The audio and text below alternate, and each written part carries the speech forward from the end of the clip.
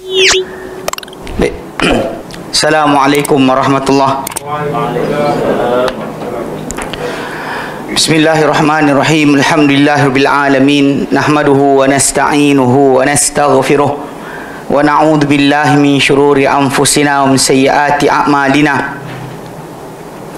May yahdihillahu fala mudhillalah wa may yudlilhu fala hadiyalah. Asyhadu an la ilaha illallah wahdahu la syarikalah. Wa asyhadu anna Muhammadan abduhu wa rasuluh. Allahumma salli ala Muhammad wa ala ali Muhammad kama sallaita ala Ibrahim wa ala ali Ibrahim wa barik ala Muhammad wa ala ali Muhammad kama barakta ala Ibrahim wa ala ali Ibrahim fil alamin innaka Hamidum Majid. Rabbi shrah li sadri wa yassir li amri wahlul 'uqdatam min lisani yafqahu qawli. Amma ba'd. Alhamdulillah, kita bersyukur kepada Allah Subhanahu wa taala kerana dapat kita berkumpul lagi insyaallah pada malam ni. Seperti biasa, minggu kedua dan keempat kita akan ambil berkenaan dengan kitab atau buku akidah Islam berdasarkan manhaj salaf. Baik. Jadi kali terakhir kita bincangkan, kita ambil berkenaan dengan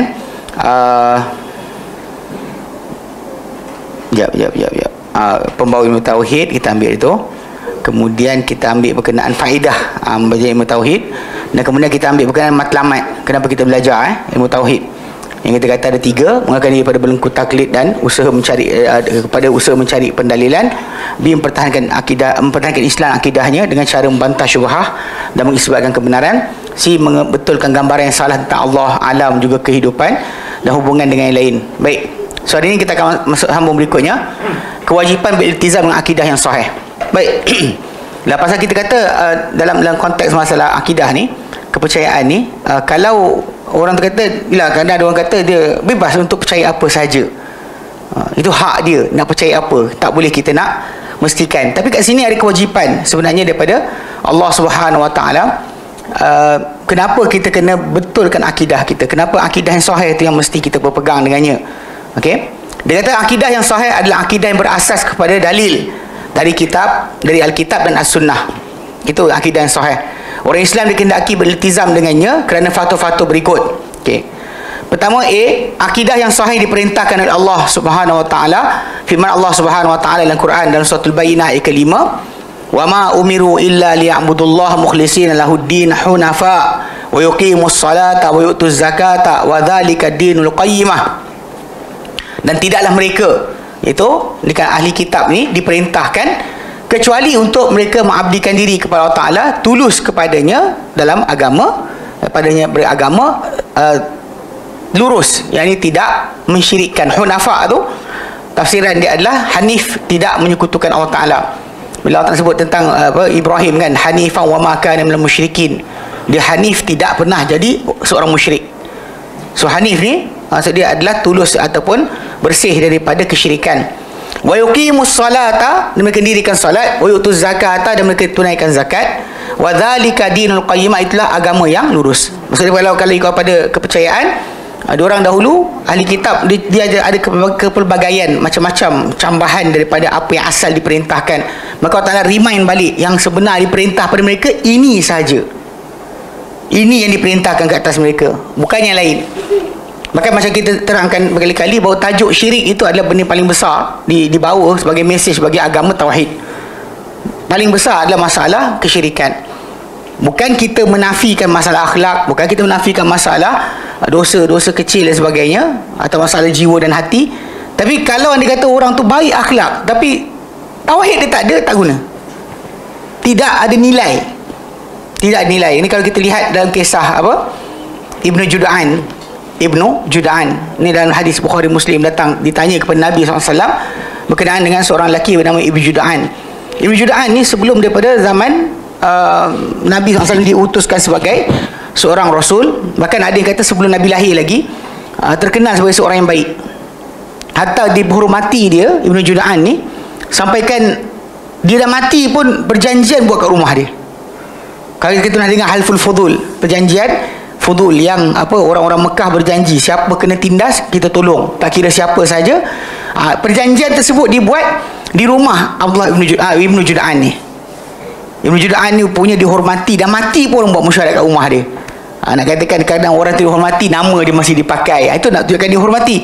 Tapi masalah dia, bila ditanya kepada Nabi SAW berkenaan dengan Ibnu Jud'an, Nabi kata huwa finnar, dia dalam neraka. Lepas tu bila macam orang tak faham kenapa dalam neraka, Nabi kata apa? Innahu lam yakul yauman rabbighfirli khati'ati yaumaddin. Dia tak pernah kata walau sekali pun, tak pernah terlintas pada mulut dia, walau sekali pun, wahai Tuhanku, ampunkanlah aku pada hari pembalasan. Mana para ulama kata dia tak percaya kiamat je. Satu benda je. Lain semua dia percaya. Tu Allah menciptakan, buat baik, dapat kebajikan, dia percaya. Tapi masalah tak percaya hari pembalasan. Habis semua sekali. Amal ibadat dia tak dikira di sisi Allah Subhanahu Wa Taala. Ni nampak benda tu nampak kecil, tapi benda tu macam mana? Pasal kita kata macam orang tu kata beriman dengan Muhammad. Soalan beriman dengan Musa boleh tak? Macam mana beriman dengan Musa? Kena percaya Musa tak? Ada orang kita kadang sampai saya jumpa sekali tu dekat Masjid Kota Damansara. Dia kata, Ustaz, saya rasa dalam Quran ni banyak sangat Israiliyat. Saya kata, kenapa? Sebab banyak kisah Musa. Saya kata, kenapa bang? Yelah Musa. Yang Musa paling banyak tau. Yang paling banyak disebut dalam Quran adalah Musa AS, atau mengatasi Adam AS. Musa punya kisah banyak diulang. Jadi bila dia katanya tu, saya pandang muka dia, ni masalah ni. Saya lupa sebenarnya tajuk Musa AS tu, bila Allah cerita kepada Nabi SAW, dia ada iktibar. Dia menjadikan Nabi jadi sejuk hati. Bila tengok keadaan yang Musa kena, dia rasa dia kena sikit berbanding Musa kena. Musa kena lagi teruk banding dia kena. Baginda kena ujian daripada kaum baginda sendiri yang tak nak percaya. Yang Musa kena dah percaya. Kaum dia kata beriman dengan Musa, kaum buat sakiti Musa AS. Jadi kita ada kita kata apa, ada message, ada tujuan Allah ceritakan kisah Musa. Waktu Nabi SAW di akhir hayat baginda, kisah perang Hunain contohnya, ketika mana baginda mengagih-agihkan harta rampasan perang Hunain, tidak seperti biasa seorang lelaki bangun, "Hei Muhammad, berlaku adillah." Betul, Nabi Muhammad kata apa? Nabi kata, rahimallahu Musa, Allah belas kasihan pada Musa, laqad udhi akthara min hadha, dia telah disakiti lagi teruk daripada aku kena ni. Seorang lelaki bangun kata, "Hei Muhammad, berlaku adillah." Musa kena lagi teruk, Nabi kata. Dari situ kita tahu kisah. Tapi masalahnya dalam masyarakat Islam kita ni, dia ada masalah tu, saya tak faham kenapa dia boleh keluar idea tu, jumpa bukan budak, orang tua. Saya rasa Israiliyat, dia kata. Habis abang kata apa? Quran dia dah kena. Saya rasa dah ada tangan-tangan Yahudi masuk dalam Quran. Astagfirullahalazim.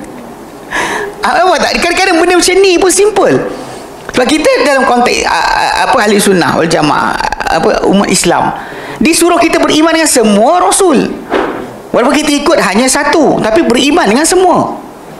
Tak boleh kita nafikan. Bahkan kita punya ijtihad adalah la nufarriqu baina ahadin min rusulih. Tidak kita membeza-bezakan seorang pun di kalangan Rasul Allah Ta'ala. Tak ada hak. Allah boleh angkat Rasulnya mengatasi yang lain. Betul tak kata dalam Quran dan surah ayat juzuk ketiga, tilkar rusulu faddalna ba'dahum ala ba'. Itu rasul-rasul kami lebihkan sebahagian mereka ke atas sebahagian yang lain. Kami lebihkan. Yang ni Allah yang lebihkan, bukan kita yang lebihkan. Itu konsep yang kena jaga-jaga sikit. Tapi kadang benda sini lah, ini akidah yang sahih tadi.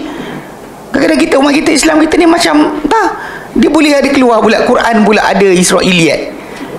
Kalau dekat tafsiran Quran tu, pemahaman mungkin ada kaul-kaul, kata-kata dari Bani Israel punya dipinjam atau diambil oleh sebagian tabi'in. Bahkan sebagian para sahabat mungkin dia tersebut. Sebab mungkin orang tanya, dia kata yang orang Yahudi cerita macam ni. Tapi tukang yang dengar tadi ingatkan ini adalah tafsiran dia. Mana tu berlaku? Israiliyat. Yang bagus Ustaz Fasan hafizahullah, dia sebutkan mana masalah pengkajian tentang Israiliyat ni, mutakhir ni, macam sebenarnya penceritaan daripada Bani Israel tadi diceritakan juga walaupun kita tak terima, walaupun kita tidak jadikan dia sebagai dalil, tapi diceritakan juga untuk kita ambil iktibar bagi memahami ayat-ayat tertentu. Walaupun kita tahu bahawa apa-apa yang tentang agama kita tanya pada orang pun. Baca Allah sebut tentang Ashabul Kahfi. Allah kata apa?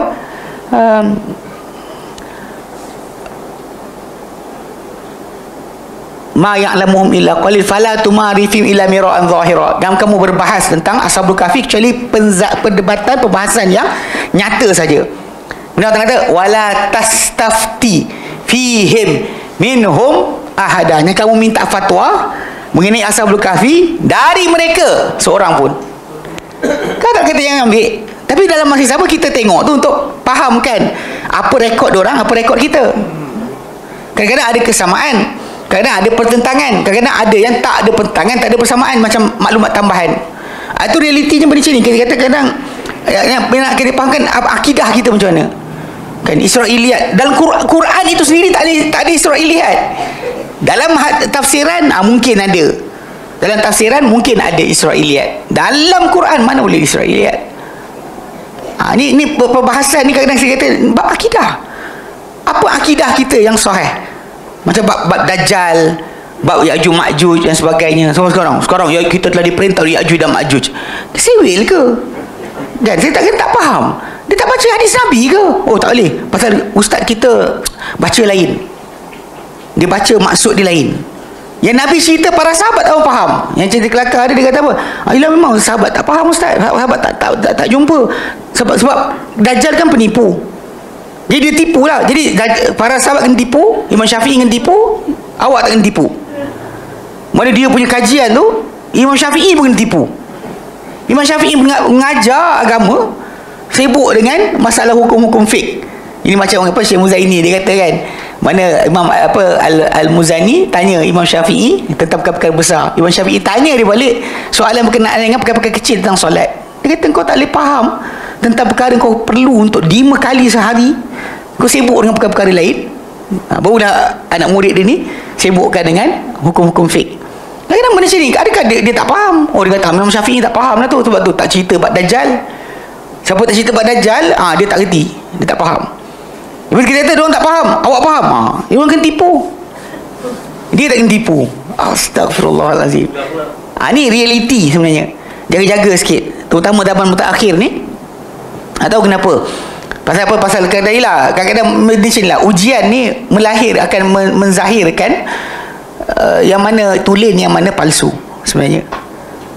Ujian macam ni, api membakar kan, membakar kepada logam-logam, mengasingkan yang tulen yang palsu. Macam tu juga keadaan ujian Allah Ta'ala berikan dalam kehidupan, dalam masalah rezeki, masalah keamanan, akan keluarlah.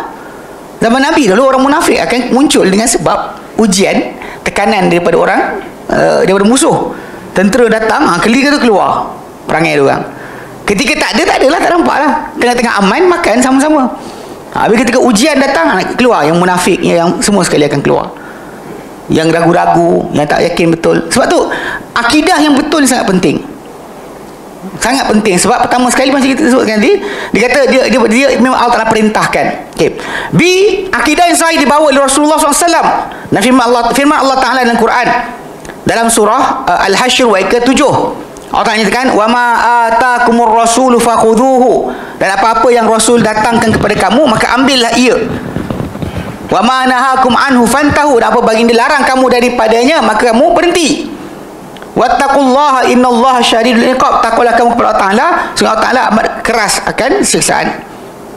Okey, ayat ni sebenarnya kalau tengok asbabun nuzul dia, ni kalau orang tanya soalan, dia kata macam mana kita nak tahu ada ayat tu pengambil kiraan dia umum lafaz, bukan khusus sebab. Mana spesifik cerita kita tak boleh relate, pasal makna dia luas, tak boleh kita kaitkan dengan satu. Macam contoh ayat ni Al-Hashr ke-7 ni, kita tak boleh expand, kita memang expand meaning dia luas. Walaupun kisah dia datang tentang harta rampasan perang, harta rampasan perang yang Nabi perolehi tanpa pertempuran. Dekat sini hujung ayat tersebut Allah Ta'ala pulangkan kepada Nabi untuk buat apa. Lepas tu Allah Ta'ala kata, apa-apa Rasul beri kamu, kamu ambil. Apa Rasul larang kamu, kamu jangan ambil. Asalnya pada harta rampasan perang. Tapi kenapa kita faham ayat ni untuk umum? Ini kerana Ibnu Mas'ud radhiyallahu anhu dahulu, ketika mana seorang wanita datang jumpa dia. Wanita ni suka buat tattoo. Mungkin kadang tattoo ni kan kat muka lah, buat titik tarik lalat kat sini lah, lepas tu celak, malas nak celak tiap hari, hitam siap-siap. Zaman sekarang siap buat bola mata pun dengan tattoo. Macam apa yang perempuan daripada Indonesia tu kan, mata, bola mata dia pun dia tattoo. Kau tergila betul kan? Dia tattoo yang kulit ni kita faham, mata, biji mata pun dia tattoo. Tapi zaman dulu, zaman para sahabat, mana daripada Nabi wafat, para sahabat Nabi SAW berhadapan dengan orang macam ni. Seorang perempuan jumpa Ibn Mas'ud radhiyallahu anhu, dia kata, aku dengar engkau melaknat orang yang buat tattoo. Ibn Mas'ud kata, ya. Dia kata, macam mana aku nak laknat orang yang dilaknat oleh Allah dan Rasulnya? Dia kata, aku dah buka. Perempuan dia kata, aku dah buka baina daftai mashaf dia depan belakang aku dah buka, tak ada pun pengharaman tattoo. Perempuan dia cakap, Ibn Mas'ud kata, kalau kau dah buka mashaf depan belakang, kau dah jumpa dah ayat tu. Dia kata mana? Ni dibaca, wa ma atakumur rasul fakhudhuh, apa-apa yang Rasul beri kepada kamu maka ambil ia, wa ma nahakum anhu fantahu, dan apa bagi larang kamu daripadanya maka berhenti kamu dari perkara berkenaan. Lepas tu disebut Rasul, dia kata qala Rasulullah sallallahu la'anallahu al-washimah al-mustawid. Sebutlah hadis tentang larangan, bukan laknat, ke atas laknat Allah Ta'ala kata orang yang buat tattoo, dan tukang buat tattoo dan orang minta di tattoo. Pembuat kena, yang minta dibuat pun kena, dua-dua sekali laknat. Sebab tu perempuan tak puas hati, dia kata agaknya isteri engkau pun tattoo. Masuk kata masuk rumah, dia masuk cek bini masuk nak tengok ada tak tattoo. Dia kata tak ada. Ibn Mas'ud kata kalau ada tattoo kat bini aku tak tidur dengan dia. Realiti kalau kita faham kat sini kan, dari segi sudut asalnya, meaning ayat ni tadi, walaupun kisah dia spesifik tentang harta rampasan perang, tapi para sahabat faham dia luas, tidak hanya kepada tajuk harta rampasan perang saja. Tapi kalau dia kata benda ayat-ayat Quran yang para sahabat Nabi nampak tajuk dia limited kepada satu perkara, jangan kembangkan pula. Ada orang tanya macam ni kita nak aplikasikan, saya kata tengok sahabat lah, tengok sahabat. Kalau benda para sahabat tak sebut, dan open bagi kita untuk faham dengan mungkin makna yang ketiga. Tapi kalau dengan para sahabat dah ada penjelasan, mengecikkan skop pengertian tadi, jangan kita kembangkan. Macam ayat apa? Wala tulqu bi aidikum ila tahlukah, yang kamu campak diri kamu ke dalam kebinasaan.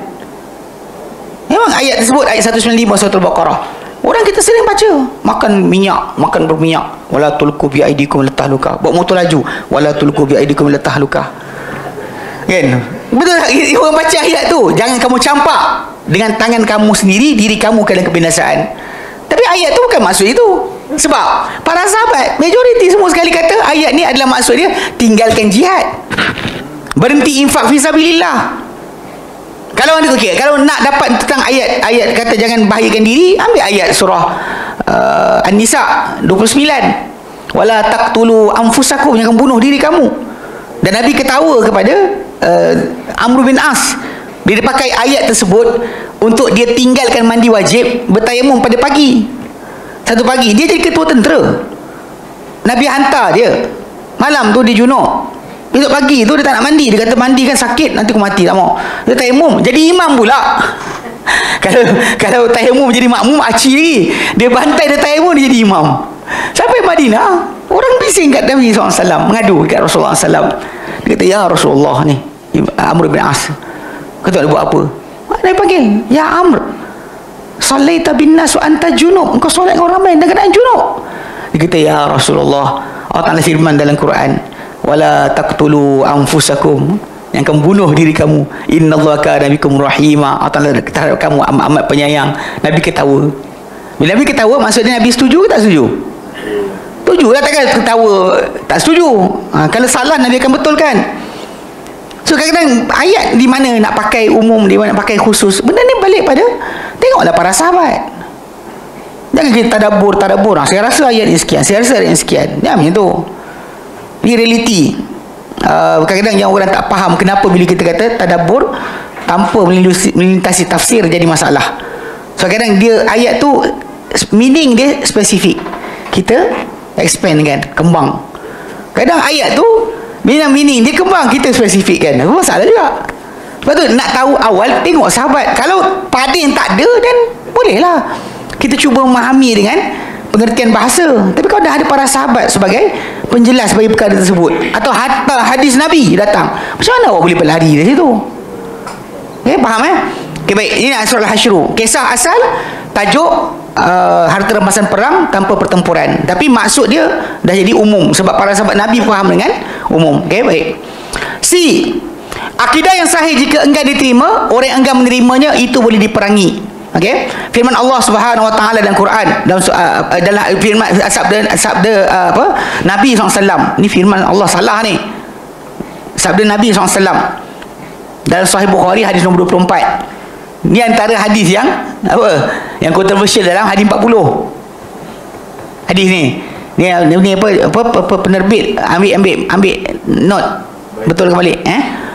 Sabda Nabi SAW, umirtu an uqatilan nasa hatta yashhadu an la ilaha illallah. Aku diperintahkan untuk memerangi manusia sehinggalah mereka bersaksi tiada Tuhan melainkan Allah, wa yuqimus salat wa anni rasulullah, dan aku utusan Allah Taala, wa yuqimus salat wa yutuz zakah. Mereka dirikan solat, tunaikan zakat. Fa in fa'alu dzalika, kalau mereka buat itu perkara-perkara berkenaan, asamu minni dima'ahum wa amwaluhum, mereka lindungi daripada aku harta mereka dan juga darah mereka. Wa hisabuhum 'ala Allah, perhitungan mereka terpulang kepada Allah Taala. Hadis itu bukan datang bermaksud kita kena paksa orang masuk Islam, bahkan kena gaduh dengan siapa saja yang tak masuk Islam. Sebab realitinya ketika Nabi SAW hidup di Madinah dahulu dan para sahabat mengembangkan empire Islam, orang bukan Islam masih lagi wujud dalam negara berkenaan. Cuma beza dia adalah sampai itu peringkat yang Muslim bayar zakat, yang masih kekal agama dia sebagai bukan Islam bayar jizyah. Siapa kata kena tukar? Di India ratusan tahun umat Islam pegang, Hindu masih ada lagi. Siapa kata pupus?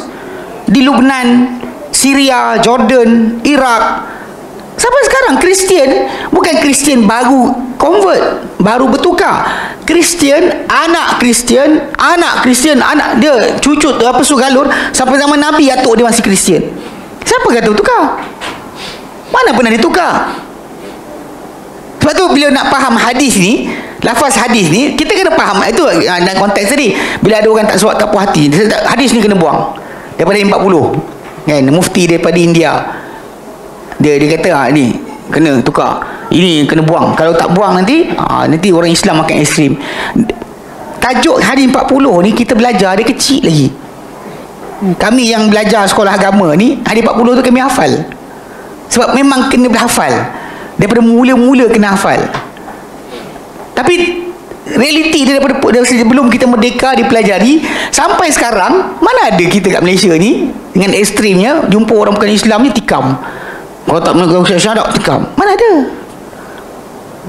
Pasal itu bukan kefahaman dia. Sebab balik pada asal hadis tu nak jelaskan apa perkara yang menjadi dengan perkara-perkara tersebut seorang tu dikira Muslim dan tak boleh diganggu gugat nyawa dia ataupun darah dia. Itu maksud asal hadis tersebut. Bahkan hadis tadi untuk macam declare, kalau dia tipu sekalipun dalam syahadah dia, hatta dia tipu sekalipun dalam solat dia, macam orang munafik di Madinah dulu buat, Nabi tak boleh hukum mereka hanya kerana ini munafik ni. Tak ada Nabi hukum mereka atas dasar mereka ni munafik untuk dihukum bunuh ke, tak ada, tak boleh. Sebab mereka masih Muslim. Seorang yang munafik dianggap masih Muslim. Sebab tu Nabi benarkan mereka solat belakang Nabi SAW. Hari Jumaat datang solat sekali dan sebagainya. Kau tak halau lah. Nabi tak halau. Kita halau budak-budak daripada sah kan. Orang munafik Nabi tak halau, budak-budak kan keluar. Keluar. Kadang benda ni pelik sikit. Tapi ala kuliah nak faham kan, memang ini tajuk asal hadis ini. Hadis ini maksud dia itu. Maksudnya kalau orang telah syahadah, dia dah mengaku di Islam. Macam katakanlah Siti Kasim atau Asia Jalil, atau nama-nama pelik-pelik lah, geng-geng pelik-pelik ni kan. Dia kadang-kadang keluar statement macam bangang-bangang, tapi macam mengaku Muslim, macam kejap macam, faham tak? Jadi pada kita dia Muslim, kita kan Muslim ya, tapi pada tu para ulama munculkan satu kalimah baru, apa? Zindik. Zindik ni tak ada dalam Quran, tak dalam hadis. Zindik ni adalah orang yang buat benda kufur tapi tak mengaku kafir. Dia buat benda kufur kufur, cakap benda memang kufur, tapi masalahnya tak mengaku dia kafir, so digelar sebagai zindik. Itu istilah yang para ulama terpaksa gunakan. Sebab kalau kita kata munafik, kita dah cop dia ahli neraka. Kita kafir, cop dia ahli neraka. Tak tahu lah, macam sekarang ni macam pengikut Dajjal ahli neraka tidak, Allah alam. Kita dengar kan, ini pengikut Dajjal, soalan kafir tak? Kita tanya yang baru ni ada saya sembang dengan apa, dengan seorang kawan. Dia kata kalau anda kata orang tu, dia kata benda-benda ni pengikut Dajjal sebagainya kan, kalau isteri dia doktor, cerai lah. Dia cerai pasal isteri dia bekerja cucuk orang dengan ubat-ubat WHO. So patutnya kena cerai lah, takkan tidur lagi, pengikut Dajjal kot. Ustaz, staf KKM Zakian. Tak, bukan itu ini sama. Tak, cerita dia bukan cakap awak. Kita kata orang yang tuduh tu. Saya kata tapi kafir lah. Kan trust asal dia kata. Ini masalah lah. Pada realiti tu kita tak boleh kita keluarkan seorang daripada lingkungan Islam. Iman mungkin kita tak mukmin. Tapi Muslim tak boleh. Sebab apa? Sebab ni tadi. Sebab hadis ni antaranya. Sebab ujung hadis tu kata apa? Asamu minni dima'ahum wa amwalhum, mereka lindung daripada aku harta mereka, darah mereka, dan perhitungan mereka terpulang kepada Allah. Maksudnya kalau orang tipu pun aku tak boleh buat apa. Itu maksud hadis ni datang.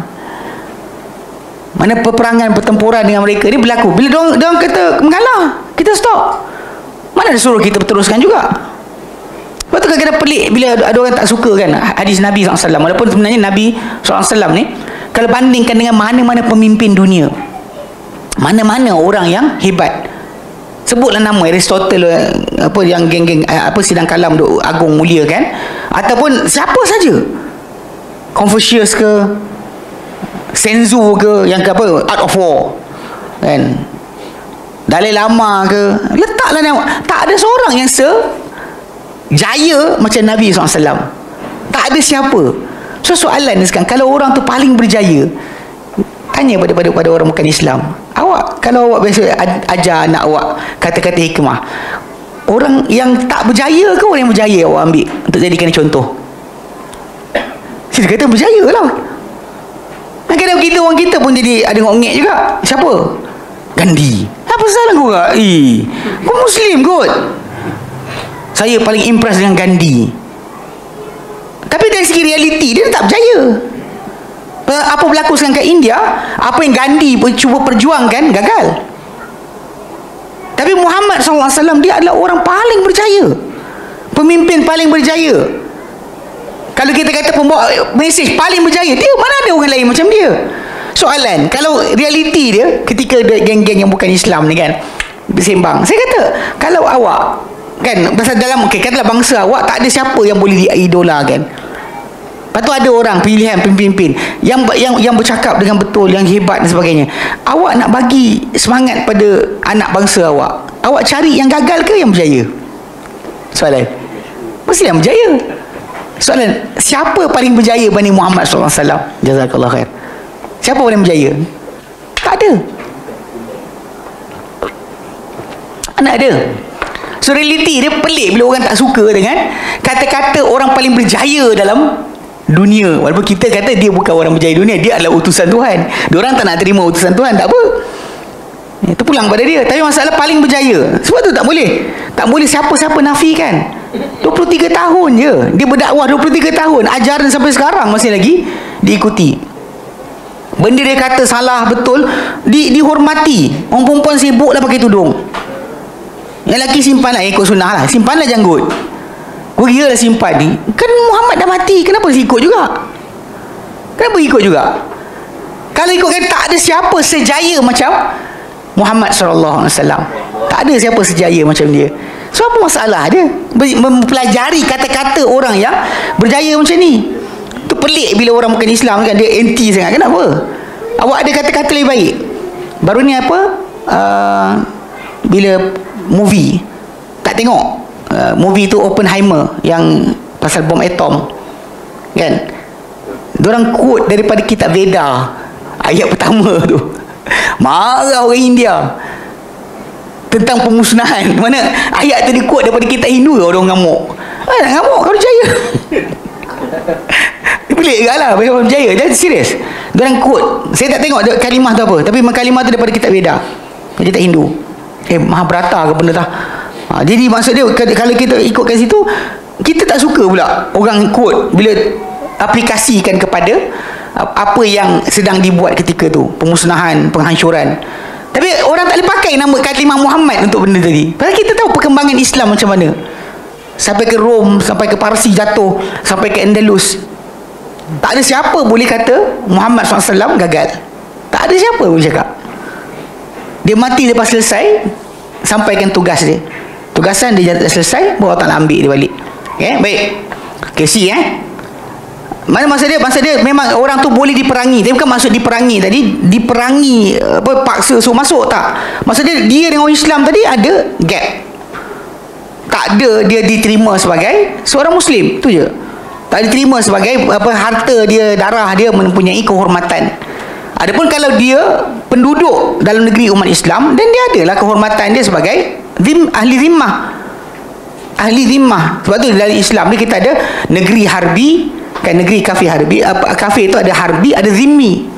Hai kafir zimmi ni kafir yang dia kafir tapi dia tunduk pada pemerintahan Islam, ikut pemerintah Muslim. Dia bayar jizyah macam orang Islam bayar zakat, dia bayar jizyah. Apa masalah dia? Realiti macam tu lah bila duduk dalam satu negara. Suka tak suka, kalau orang tu jadi rakyat Amerika Syarikat, dia menyampah dengan Presiden Amerika Syarikat, dia menyampah dengan apa yang dia buat. Tapi semua benda sebab cukai, traffic light, merah, hijau, dia kena ikut tak? Kenalah ikut. Takkan kata yang nak ikut pula. Awak rakyat orang tersebut. Kalau orang tu jadi rakyat pada negara Islam, macam tu jugalah hukum dia. Takkan awak kata macam saya bukan Islam jadi saya tak nak ikut. Gila ke? Faham tak? Kalau semua orang perangai macam tu, jahanam dunia ni. Jadi kita bila ada pemerintah, kita ikutlah pemerintah kita. Walaupun kita tak suka pemerintah tadi, kena ikut. Ulil amri, yes. Ulil amri. Walaupun terjemahan daripada Cina pun, ayat dia betul, serius. Orang marah kan? Kan, ati Allah, ati Rasul, wa ulil amri minkum tu, memang betul ayat tu maksud dia gitu. Betul kadang bila kadang kita ingatkan kawan kita, bismillah, lain menyampah dengan orang tertentu. Tapi bila dia tukar pemerintahan, dia jadi menteri, layanlah sebagai seorang pemimpin. Tak suka dengan karakter dia lah, benda cakap bohong, itu dah tanya lain. Masalah dia masih pemimpin awak, dia buatlah ikut. Janganlah bila awak suka jadi, tak. Bila orang tak suka jadi, awak tahu tak suka. Janganlah macam tu. Islam tak ajar macam tu. Relax lah. Jangan halaluna haramukum. Halal untuk kami, haram untuk awak. Tak boleh. Itu realiti yang sebenar. Kalau dia cakap betul-betul lah. Kalau dia salah-salah lah. Memang kita tak setuju. Tapi kalau kita panggil kawan kita yang kafir cakap, aci pula, tak boleh macam tu. Tak boleh. Dia tak boleh macam tu. Realiti dia memang Islam itu, Quran ini untuk semua. Tapi masalah, bila dia salah tafsir dan kita boleh kita dakwa sebagainya. Di Indonesia diorang memang keras sebab ni. Diorang tak ada jabatan agama Islam untuk buat kerja ni, untuk tangkap orang sebagainya. Jabatan Islam tak ada. So diorang akan buat petition pada mahkamah. Semua pertubuhan Islam hantar petition ke mahkamah. Mahkamah dapat petition tadi, hantar polis tangkap. Tak cakap banyak. Itu kaedah diorang. Kita tak boleh tengok jabatan agama Islam pula nak tangkap, dia kena tengok menteri suruh ke tidak.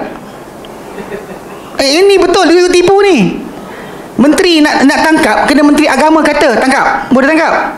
Kalau menteri agama kata, dia diam lah. Itu realiti yang orang tak faham. Pasal kita dual sistem. Sistem kita ni macam bab berkenaan dengan tauliah sebagainya, ini bab mufti. Tapi bab tangkap orang yang buat kesalahan jenayah syar'i ataupun langgar sesuatu yang berkaitan agama, dia bawa jabatan agama Islam. Tapi jabatan Islam ni tak ikut mufti, dia ikut menteri. Sebab nak arahkan polis pergi tangkap kejar orang, mufti tak ada kuasa tau. Mufti kata salah, polis tak bergerak. Menteri kata salah, polis datang ambil. Kita tak faham kau? Faham kan? Dia di bawah kuasa, bidang kuasa. So sebab tu benda tu memang ini realiti yang berlaku. Tapi kita kata dah terima je lah. Ada musim kita dapat mudah kan, dapat menteri-menteri agama ke suka sayang kita, okey lah. Ada dapat menteri menyampah kita, macam mana? Sengih je lah. Dia pusing. Mana ada sentiasa duduk atas. Orang semua bila nampak jadi macam ni, bila kita tak ada habislah. Agama Islam tak habis. Tak ada kan binasa dengan perbuatan manusia. Macam disebut dalam Quran, yuridun litfi'u nurallah bi afwahihim. Mereka cuba nak tiup cahaya Allah dengan mulut mereka. Wallahu mutimmu nurihi. Allah Ta'ala sempurnakan cahayanya walau karihal kafirun. Walaupun orang kafir tak suka sekalipun, dia tetap akan sempurnakan. Itu realiti yang kita boleh elak. Tapi macam tu kita kena faham. Tapi ini hadis ini tadi kita kena faham macam tu, baik. Bukannya faham dengan cara yang ekstrim kan, jumpa bawa pisau asyhadu an la ilaha illallah. Tak ada. Tak macam tu, baik. Okey. Akidah yang sahih adalah akidah yang benar yang diutuskan para rasul dan diturunkan kitab-kitab. Mana akidah yang sahih adalah akidah benar yang diutuskan para rasul dan diturunkan kitab. Demi kerana akidah tadi. Firman Allah Ta'ala dalam Quran dalam surah Al-Anbiya ayat 25. Betul ke ni? Macam salah je.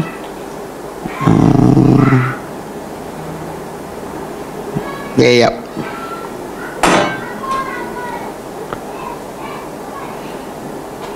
Betul dah. Baik. Betul. Dia kata wa ma arsalna min qablika min rasulin illa nuhi ilaihi annahu la ilaha illa ana fa'budun. Dan tidak kami utuskan sebelum engkau hai Muhammad sebarang utusan melainkan kami wahyukan kepadanya bahawa sesungguhnya tiada ilah, tiada yang lain disembah kecuali aku, maka sembahlah hanya aku. Walaupun kita kadang-kadang cuba nak mainkan, kata Allah tak perlu sembahan kita, betul. Tapi ini dia nak dari kita buat. Dia buatlah. Apa masalah dia? Bukan masalah Allah perlu kepada sembahan kita. Tak, dia tak perlu sembahan kita. Kita tak sembah dia pun yang maha kaya. Kita kufur semua pun, dia tak kurang kerajaan dia sedikit pun. Tapi dia suruh kita beriman. Dia suruh kita mengabdikan diri kepada dia. Sembahlah. Kenapa tak nak pula? Ni kadang pelik kadang ada geng-geng lah, geng hakikat. Allah tak perlu kepada ibadat kita. Itu buat apa? Kan? Jadi tapi ini realiti dia. Maka semua rasul diutuskan demi kerana ini. Basic dia. Maksud dia kalau kita kata habis peraturan, undang-undang, solat, semua tu terangkum dalam ibadah kepada Allah Ta'ala. Yang ini ikut perintah, tinggal larangan. Itulah dia sebenarnya berkaitan agama. Itulah yang para rasul datang bawa pada kita. Maka kita dah mengakui tiada ilah kecuali Allah Ta'ala, maka kita akan ikuti semua sekali perintah dia. Sebab dia yang layak dipertuhankan. Tak ada selain dia. Tak ada siapa yang patut kita berikan ketaatan, rasa bimbang, rasa takut, rasa harap kecuali dia. Apa pula betul ilah tadi? Kan dia yang mencipta segalanya, dia sustain segala benda, maka kita pada dia lah patut kita arahkan ibadat kita. Okay? Itu yang asas. Baik. Kerana itu Nabi diutuskan, para rasul diutuskan, dan kitab diturunkan. Sebab nak suruh supaya manusia sembah hanya Allah Ta'ala. Itu mesej utama para rasul. Memang Nabi kata aku hanya diutuskan untuk menyempurnakan kesempurnaan akhlak. Tapi realiti akhlak tadi, yang paling besar akhlak dia adalah kepada Allah Ta'ala dulu. Sebelum kepada makhluk, mesti mula dengan Allah. Kadang-kadang orang dia sebut akhlak ni kan dia bayangkan sama manusia je. Dengan Allah Ta'ala tak sembah Allah pun tak apa, asal kita baik. Salah, jangan jahanam. Ini realiti yang rosak. Baik. Akidah yang sahih merupakan punca diciptakan jin dan manusia.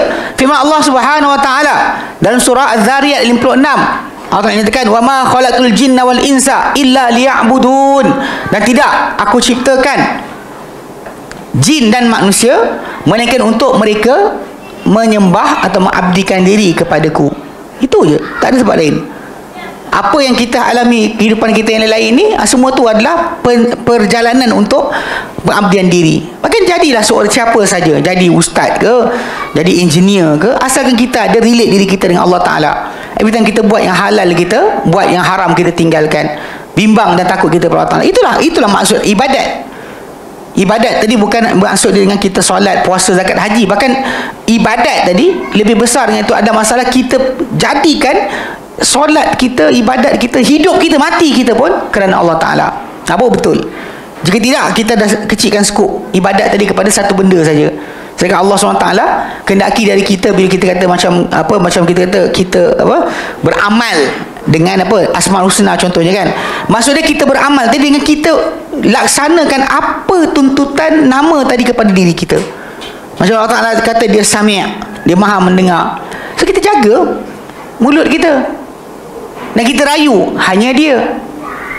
Bila dia kata dia alimun bidzatis sudur, kita bimbanglah hati kita kalau berniat yang tak elok, sebab Allah Ta'ala tahu kan. Semua benda tu akan relate. Allah Ta'ala Ghani, maha kaya, kita minta kecuali pada dia, tak harap. Bahkan kita bila dia maha kaya, hanya dia tempat pergantungan kita, yang lain-lain ni semuanya fakir. Allah saja maha kaya. Jadi kita kena ada, setiap kali kita belajar kita ada aplikasi panggil ubudiyah. Setiap nama tu ada sudut pengabdian diri. Dia bukan hanya setakat masalah, dan praktikal tu, itulah zikir yang sebenar. Banyak orang kan sebut zikir kan, berzikir mengingati Allah Ta'ala, bukan sebut dengan mulut dalam hati, tak, dengan tindakan. Macam kita dengar azan, kita bangun pergi solat, itu dah zikir. Sebenarnya kita ingat Allah, sebab tu kita pergi. Kita nampak benda haram, kita larikan diri sebab kita ingat Allah Ta'ala. Itulah zikir yang sebenar. Yang mulut zikir-zikir, subhanallah, subhanallah, subhanallah, subhanallah. Macam kawan saya cerita, dia kita meninggal kawan saya, dia pergi ke Mesir. Sekali dia masuk dekat hotel, dia turun pergi bar. Saja nak tengok dalam bar ada apa. Dia budak pondok. Habis saja dia kata, tengok dalam bar tu orang pakai jubah, pegang tasbih, tangan pegang tasbih, kanan pegang arak kan. Bismillah, sallu ala Nabi. Gila, dia panggil gila. Itu kan zikir. Faham tak? Patut zikir. Orang yang ingat Allah Ta'ala patut dia gerun. Iza zikrullah wajilat qulubuhum. Bila disebut Allah Ta'ala, dia gementar hati dia. Bukan disebut Allah Ta'ala, dia makin menyombong. Sebab tu bab macam ni kita kena faham tu betul. So itu ibadat. Relate diri kita dengan Allah Ta'ala, itu semua ibadat. Ketakutan kita, harapan kita, rayuan kita, bimbang kita kan, harapan kita, kemahuan kita, semua tu relate dengan ibadat. Itu maksud ibadat, okay? Di samping ibadat yang asal yang diperintah kita buat, dan bahkan ibadat disuruh kita buat pun untuk kita ingat kepada dia sepanjang waktu. Itu tujuan asal, okay? Baik. F, akidah yang sahih merupakan punca kebahagiaan di dunia dan juga di hari akhirat.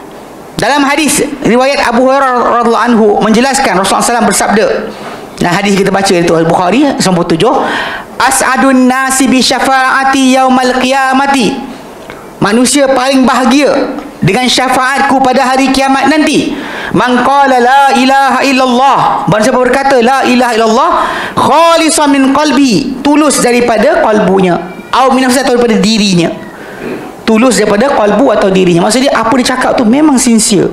Sincerity ni masalah dia. Orang kata ikhlas Ustaz, dia macam tu muka tapi ikhlas tu.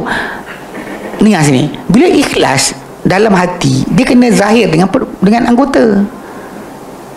Kalau kita percaya satu benda tu sungguh-sungguh, contoh macam ni lah, katakan air ni boleh menyembuhkan segala penyakit, kita dapat tahu memang sembuh penyakit. Siapa pasal ustaz letak air liur dia tu letak balik, kan, sisa kan geng-geng apa tablik lah apa benda kan. Saya kadang saya pergi mana-mana kan, saya habiskan air. Cuma sini saya rasa tak ada benda kot, tinggal tempat lain saya habis kan. Nanti ada pula benda berebut. Ada saya pergi satu tempat apa pengasih dekat apa dekat Kuala Kubu. Kuala Kubu ke? Kuala Kubu. Bukit Beruntung. Pergi kan mengajar geng-geng apa yang apa kelibat dengan dadah ni. Saya kali minum saya akan habis kan. Saya makan rebut tau macam nak ambil sisa ustaz. Dia budak belakang tu cerita, dia pun buat kerja dulu. Okay, dia cerita sini tau. Kalau kita katakanlah kita dapat tahu benda tu betul, kita percaya yang benda betul, perasan tak tindakan kita akan berlainan dengan air ni. Macam orang Melayu kita dulu ajar, kalau sekiranya nampak hujan batu, kutip, nanti dia jadi penerang hati. Orang Melayu kutip tak? Air hujan air batu ke tanah Arab bersepah, kerap sangat jadi. Kita kalau sekali jadi tu, sekali dalam 10 tahun, sekali dalam 5 tahun, sekali jadi tu, masuk berita, masuk berita. Tu hujan je. Sebab dia pun hujan juga. Tapi pasal benda tu pelik. Tapi orang kita pergi buat pula. Kalau air tu diambil, dibacakan padanya Yasin, dibacakan ayat kursi, dibacakan 3 kul, kemudian disimpan, maka dia akan menjadi penerang hati. Orang buat kot. Kadang-kadang Ini yang panggil tulus daripada hati. Perangai kita akan ada. Dia kan ada tindakan. Dia bukan okey, baguslah tu. Kalau percaya, semua kita cari. Orang akan beratur. Yang kita tengok orang beratur-ratur pergi datang jumpa perawat-perawat sampai ambil kupon. 3 pagi masa dia pergi panggil kupon. Nak jumpa. Saya ada seorang kawan, tapi dah bertaubat dah. Dulu dia buat kerja macam tu. Sampai peringkat ada orang beratur untuk jumpa dia. Saya kata kau gila. Dia junior saya tak ada masalah sangat, saya marah dia. Tapi okey, alhamdulillah tinggalkan dah. Tak buat dah kerja macam tu. Kau tak ada orang jumpa pakai kupon kot. Nak jumpa dia tu ambil kupon dulu. Kalau mana sampai kupon tu ada, okey, boleh tunggu. Maksud dia sempatlah jumpa. Walau lambat sekalipun. Tapi kalau tak ada kupon, balik lah. Malam tu katakan malam tu dia nak jumpa 20 orang je. 20 orang je. Lebih daripada kupon nak balik. Tapi okay, realiti dia, orang datang beratur. Tuan-tuan tengok tak ni? Orang ambil air tepi bukit. Air tu dekat Ulu Yam ada satu, dekat Jalan Pucak Alam ada satu. Orang datang kan, ambil air tadah kan. Tak tahu entah orang asli punya air tandas kat atas tu. Mana tahu? Tak, bukan tak boleh jadi, jadi kan. Benar jadi pun. Dia tak pernah naik ke atas tu, mana dia datang punca ni. Tadi dia kata air ni segak tu. Datang jauh, datang daripada Negeri Sembilan. Datang daripada tempat-tempat lain. Saya jumpa sekali tu, orang tu datang daripada Negeri Sembilan. Semata-mata datang nak ambil air tu je. Nampak tak? Bila kita ada kepercayaan, betul? Bila kata barang siapa kata la ilaha illallah, tulus hatinya, maksudnya dia tulus betul, dia percaya sungguh. Tapi dengan ada tindakan. Ini kata la ilaha illallah, tapi jumpa kubur, wahai Tuhan tolonglah kami. Apa la ilallahnya? Betul, ambil wafak conteng letak atas dinding. La ilaha illallah mana dia?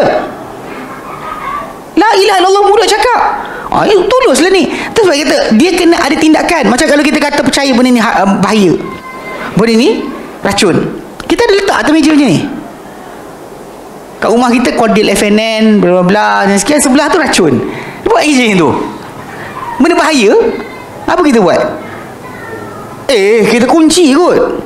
Saya pergi rumah kakak saya raya sekali tu, pisau dia semua tak tajam. Kita pasal saya pun asal tak pisau dia. Dia kata memang saja bagi tak tajam pasal budak-budak ni takut. Dia pasal dia percaya tentang, yakin sangat pisau tadi boleh mencederakan anak-anak cucu dia kan. Dia akan tumpul. Potong ketupat tak tembus. Saya kata apa hal? Kau tutup-tutupan gini-gini kan. Nong kelapa tak putus-putus. Apa benda ni? Dia kata sengaja. Saya kata ingatkan dia ni pasal dia sengaja. Okey. Kadang-kadang orang tu bila dia ada keyakinan tentang satu perkara, dia akan ada tindakan dia, perangai dia yang beza. Mungkin pernah jadi kat rumah dia ke, pernah dia tengok duka apa jadi pada anak dia ke. So dia pasal trauma benda tu, dia akan jadikan benda tu sebagai satu amalan. Faham tak? Saya tengok ada seorang hamba Allah Ta'ala, dia abang ipar saya kan, seorang dia kerja buat bom. Saya cakap ni bukan bohong ni, dia kerja dengan askar. Dia askar. Dia pasang bom, tanggal bom. Saya tengok dia main mercun, dia tak pegang bom mercun tu. Kita ni kan budak-budak boom kan, kita cek gitu baling, dia letak atas pagar, bakar lari. Kita macam kan, kita kan yang macam pegang-pegang kan, traveller pun pegang macam tu, apa macam apa, roket, tanda clap pegang macam ni je. Tak ada cacak kat tanah, pegang kat tangan je, seng. Dia punya, dia letak atas pagar, dia bakar, dia lari. Lepas tu dia pergi balik, letak, bakar, dia lari. Kita macam apa tapi pasal dia tahu bahaya benda tu. Faham tak? Dia punya SOP dia. Kita kata lah, pakai bom takut mercun. Nampak tak? Okay, pasal dia tahu bahaya dia apa jadi. Apa bahaya jadi tu, dia punya tindakan dia. Sebab tu bila kita kata, bila Nabi sebut manusia paling bahagia yang syafaat kepada hari kiamat nanti adalah siapa berkata la ilaha illallah, tulus di hati dia, kita akan nampak pada apa? Tindakan dia. Bukan hanya cakap, dia ikhlas ustaz. Perangai lain, hati lain. Mana ada macam tu? Sebab kalau kita kata tu benar, dia akan lahir pada perbuatan kita. Mana boleh di opposite. Sebab hati raja. Hati ni adalah raja. Kalau hati dah setuju dengan satu pernyataan tadi, badan akan ikut. Macam tadi lah, dia percaya bahayanya bom tadi kan, bahaya letupan tadi tu, dia letak, dia bakar, dia lari. Yang kita bom, memang betul meletup kat tangan, hancur. Ni lah bahaya. Saya pernah kena sekali macam tikam dengan adik balik kampung kat tengah ujung Matang Kuala Selangor tu.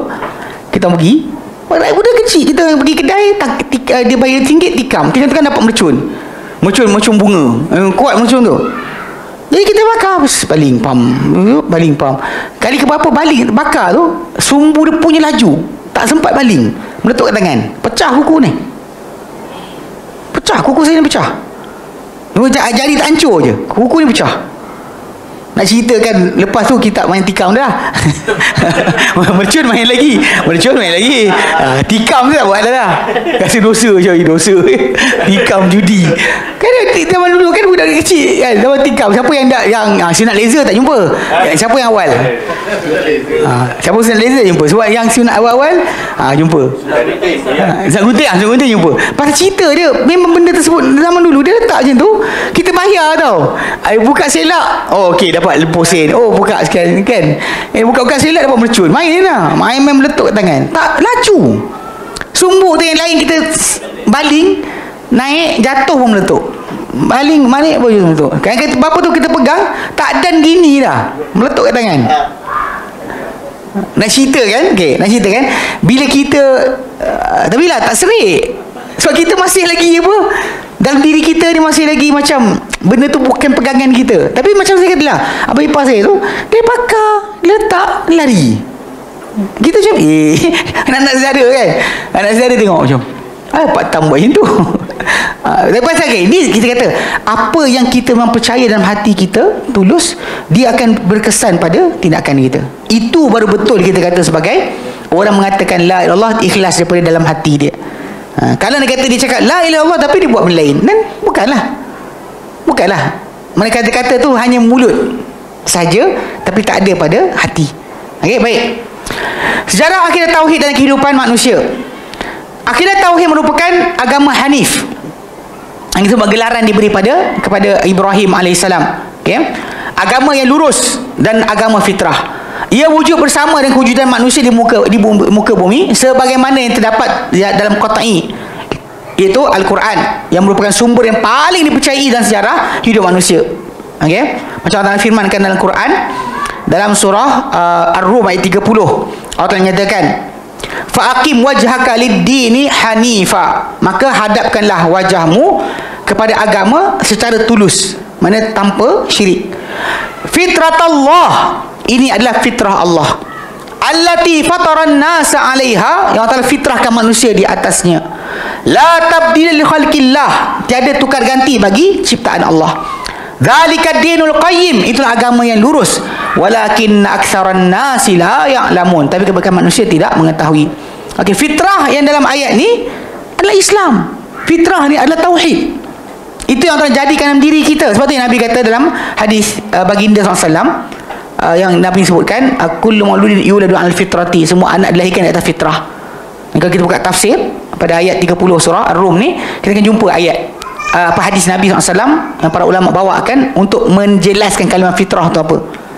Kalau kita ikut ajaran sesat adalah macam SQ, dia kata fitrah itu suara hati.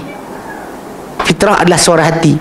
Kita belajar fitrah tu adalah Islam, sebab Nabi kata semua anak dilahirkan di atas fitrah. Maka mak bapak adalah yang Yahudikan dia, menasranikan dia, memajusikan dia. Maksudnya kalau lawan pada Yahudi, Majusi, Nasrani, lawan dia adalah Islam lah, bukan suara hati. Itu yang sebenar-benarnya yang diberikan Allah Ta'ala. Baik, Allah Subhanahu Wa Ta'ala menciptakan Adam alaihi salam di atas akidah yang benar lagi sahih. Allah Subhanahu Wa Ta'ala juga mengajarkan urusan agama, mengajarkannya kepada Adam urusan agama yang tak diketahuinya. Memanglah Allah Ta'ala berikan. Kalau ikutkan pada diri kita manusia, tak boleh kita faham akan perkara tersebut dengan diri kita sendiri. Perlukan kepada panduan daripada Allah Subhanahu Wa Ta'ala, hatta para anbiya. Okay? Baginda Saya lebih suka guna baginda untuk para anbiya. Lebih kata beliau kat sini. Okay. Beliau mentauhidkan Allah Subhanahu wa taala dengan tauhid yang murni lagi ikhlas, dengan mengiktikadkan Allah Subhanahu wa taala wajib diagungkan, ditaati, ditaruh harapan dan ditujukan rasa takut yang tidak berbelah bagi. Ini memang hak Allah taala.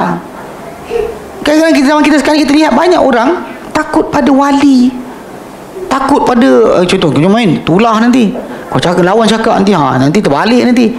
Ini tak boleh kita ada dalam diri kita, sebab yang Tuhan kita hanya Allah. Macam mana boleh kita ada ketakutan, pengharapan, rayuan dan sebagainya kepada selain Allah Ta'ala? Tak boleh. Allah SWT telah milih Adam AS dalam kalangan hamba-hambanya yang ikhlas. Firman Allah Ta'ala dalam Quran dalam surah Al-Imran 33, Inna Allah astafa Adam wa Nuhan wa ala Ibrahim wa ala Imran alal alamin. Sesungguhnya Allah Ta'ala telah memilih Adam pada sekalian makhluk yang ada. Allah Ta'ala pilih Adam. Mana malaikat ada, jin ada, macam-macam makhluk yang ada, Allah Ta'ala pilih Adam. Kemudian daripada Adam, keturunan dia Allah Ta'ala pilih lah wa Nuhan, daripada Nuh pula, daripada anak Adam ramai, Nuh punya keturunan pula. Wa ala Ibrahim, daripada keturunan Nuh, Ibrahim punya keluarga. Wa ala Imran, dari keluarga Ibrahim pula, keluarga Imran. Alal alamin, ke atas sekalian alam, sekalian umat pada zaman masing-masing. Sebab kalau lepas datang Muhammad SAW, dia terpilih ke atas semua sekali. Tapi ketika zaman mereka, memang mereka lah dipilih ke atas sesiapa yang ada pada zaman berkenaan. Okay? Allah Ta'ala memuliakan Nabi Adam dan merintahkan para malaikat sujud menghormati baginda. Ini baginda pula. Okay, betul. Alaihi salam. Firman Allah Ta'ala dalam Quran dalam surah Al-Baqarah ayat 34. Wa idh qulna lil malaikati isjudu li Adam fasajadu illa iblis. Dan ingatlah tak kala mana kami katakan kepada para malaikat, sujudlah kamu semua kepada Adam, dan mereka semua sujud kecuali iblis.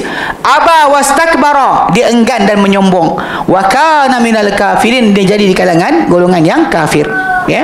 Allah Ta'ala Allah SWT melakukan perjanjian dengan anak cucu Adam alaihissalam yang dia adalah Tuhan mereka, dan mempersaksikan perkara tersebut ke atas mereka semasa mereka berada di alam sulbi, berada dalam alam roh. Firman Allah Ta'ala, Allah SWT dalam Quran dalam surah Al-A'raf 172-173, Allah Ta'ala nyatakan, wa idh akhadha rabbuka min bani adama min dhuhurihim dhurriyyatahum, dan ingatlah tatkala mana Allah Ta'ala ambil daripada anak-anak Adam dari belakang mereka zuriat mereka. Mana daripada Adam keluarkan semua, daripada anak-anak Adam keluarkan lagi, mana physically dikeluarkan. Dan innallaha ala kulli syai'in qadir. Kita macam macam mana boleh dah ada kemudian tak hilang balik. Allah Ta'ala kata kun fayakun lah, jadilah. Kenapa nak pening kepala macam tu? Kita ingat Allah Ta'ala terbatas ke kuasa dia dengan apa-apa yang kita sangkakan. Dia tak dibataskan. Sebab dia kata dia keluarkan daripada Adam, daripada anak Adam, belakang mereka zuriat mereka. Wa ashhadahum ala anfusihim, dia persaksikan mereka ke atas diri mereka sendiri. Semua bersaksi. Alastu bi rabbikum, adakah bukan aku Tuhan kalian? Qalu bala syahidna, maka mereka semua, kita semua ni pada waktu berkenaan semua dah bersaksi. Memang dah bersaksi. Cuma soalan mereka, orang kata, kenapa kita lupa? Kenapa kita lupa? Dia apa-apa yang Allah Ta'ala jadi pada kita, daripada ingatan apa yang terlepas, apa yang akan datang, semua Allah Ta'ala berkuasa untuk beri pada kita ingat balik. Sebab tu bila Allah Ta'ala kata nanti di hari akhirat, Allah Ta'ala bagi kita ingat balik perjanjian ni. Sebab kita ada ilmu yang contoh macam ni, ilmu yang kita mati baru dapat. Contoh macam soalan kubur. Kalau sekarang ni kita hafal pun tak guna. So, bila masuk kubur ni malaikat tanya, kalau kita tak ada amal yang cukup, mulut tak bercakap. Maka keluar kubur nak pergi mana? Kan bila sampai di, bahkan masuk syurga, rumah kita mana satu pun kita akan tahu nanti. Macam dalam hadis Sahih Bukhari yang berkata, kamu akan kenal rumah kamu di syurga lebih dari kamu kenal rumah kamu di dunia. Sekarang kita fikir, macam mana aku kenal rumah aku? Tak tahu kan? Bata merah ke, bata hijau ke, kan, nombor berapa, ada signboard ke, kan? Dia akan kenal. Dia akan kenal. Tapi kat sana lah, dia kat sini, apa yang dia berlalu pada alam sulbi tadi akan diingatkan balik pada kita. Sekarang kita lupa, tetapi benda tu ada. Kita panggil apa? Dari segi asas fitrah tu kita akan nampak. Kita tak boleh terima. Contoh macam bila Allah Ta'ala ajar pada kita tentang Tuhan, tak boleh kita tandas. Macam bila Nabi Isa AS, Allah Ta'ala kata mal masih ibn Maryam illa Rasulullah, tidaklah Isa bin Maryam kecuali utusan Allah. Wa ummuhu siddiqah, dan emak dia seorang wanita yang benar. Al-Maidah 75. Al-Maidah 75. Ini contoh paling simple. Saya ingat Ahmad Didat pernah pakai ayat dia baca macam ni, dia kata simple. Orang yang paling jahil pun, paling tak tahu apa benda pun boleh terima hujah ni. Beliau kata mal masih ibn Maryam illa Rasulullah, tidak adalah Al-Masih bin Maryam kecuali utusan Allah. Wa ummuhu siddiqah, dan mak dia seorang wanita yang benar. Dia siddiqah, wanita yang sentiasa benar kata-kata, benar perbuatan. Betul tak kata? Kana yakulani ta'am, mereka dua ni dahulu makan makanan. Betul Syam? Kenapa Allah Ta'ala sebut makan makanan? Untuk nafikan ketuhanan, Allah Ta'ala sebut makan makanan. Sebab apa? Sebab lepas makan makanan, awak gini toilet lah. Takkan makan makanan lipat. Mana ada makan makanan banyak tengok. Awak tengok apa jadi? Gelupur lari ke tandas kan. Jadi maksud dia, mana negara ke bangsa yang boleh terima Tuhan masuk tandas? Sebab tu orang asli dia sembah batu kayu, objek. Sebab tak pergi jamban, betul tak? Barang duduk diam kat situ, solid. Macam-macam ni lah, apa yang sidang kalam lah, berhala kan. Dia tak dah gerak, jangan gerak je, biar. Dia solid. Bagi dia solid lah. Tak pergi, tak gitu, tak gini, tak apa, tak, semua tak. Duduk diam je, solid. Kalau yang lain-lain ni dia tergini aja, silap lah, tergitu, cedera lah, tergini, habislah. Jadi kata solid. Sebab tu saya ingat Ahmad Didat dia dalam satu buku, cari buku tu, what is his name? Apa nama dia? Nama Allah, nama Tuhan tu apa nama dia? Dalam buku tu dia ada gambar kat luar, apa depan, buka depan tu ada orang macam orang kulit hitam panjat pokok kelapa. Itu dia sebut Aknatu. Maksud Aknatu tu apa? Ni pasal missionaries Kristian datang nak bagi apa? Diorang ikut agama Kristian. Tu soalan orang Afrika tanya apa? Aknatu? Mana Tuhan yang kau ajak aku sembah ni ada lubang dubur tak? Kalau ada lubang dubur aku tak sembah. Dia tak boleh sembah. Ya, tengok kan, pergi jamban sakit perut. Kan? Jahanam lah dunia ni. Tak terjaga kan? Mana pergi lah Tuhan masuk jamban. Ini realiti. Secara fitrah kita tak boleh terima. Faham tak? Ini yang Allah jadikan dalam diri kita. Kita nampak tak boleh. Tuhan dua kan tiba bot. Macam mana Allah jadikan benda dalam diri kita, kita faham. Kalau ada 2-3 Tuhan. Macam contoh dalam apa setengah ajaran kan, angin ada Tuhan dia, yang ni matahari ada Tuhan dia. Awak sembah matahari punya Tuhan, tak sembah yang angin marah, tarik angin tak jalan. Lepas tu awan pula marah, dia jaga awan pula kata tak sembah aku, tahan awan. Awak ada Tuhan matahari je, habislah semua. Mana boleh macam tu?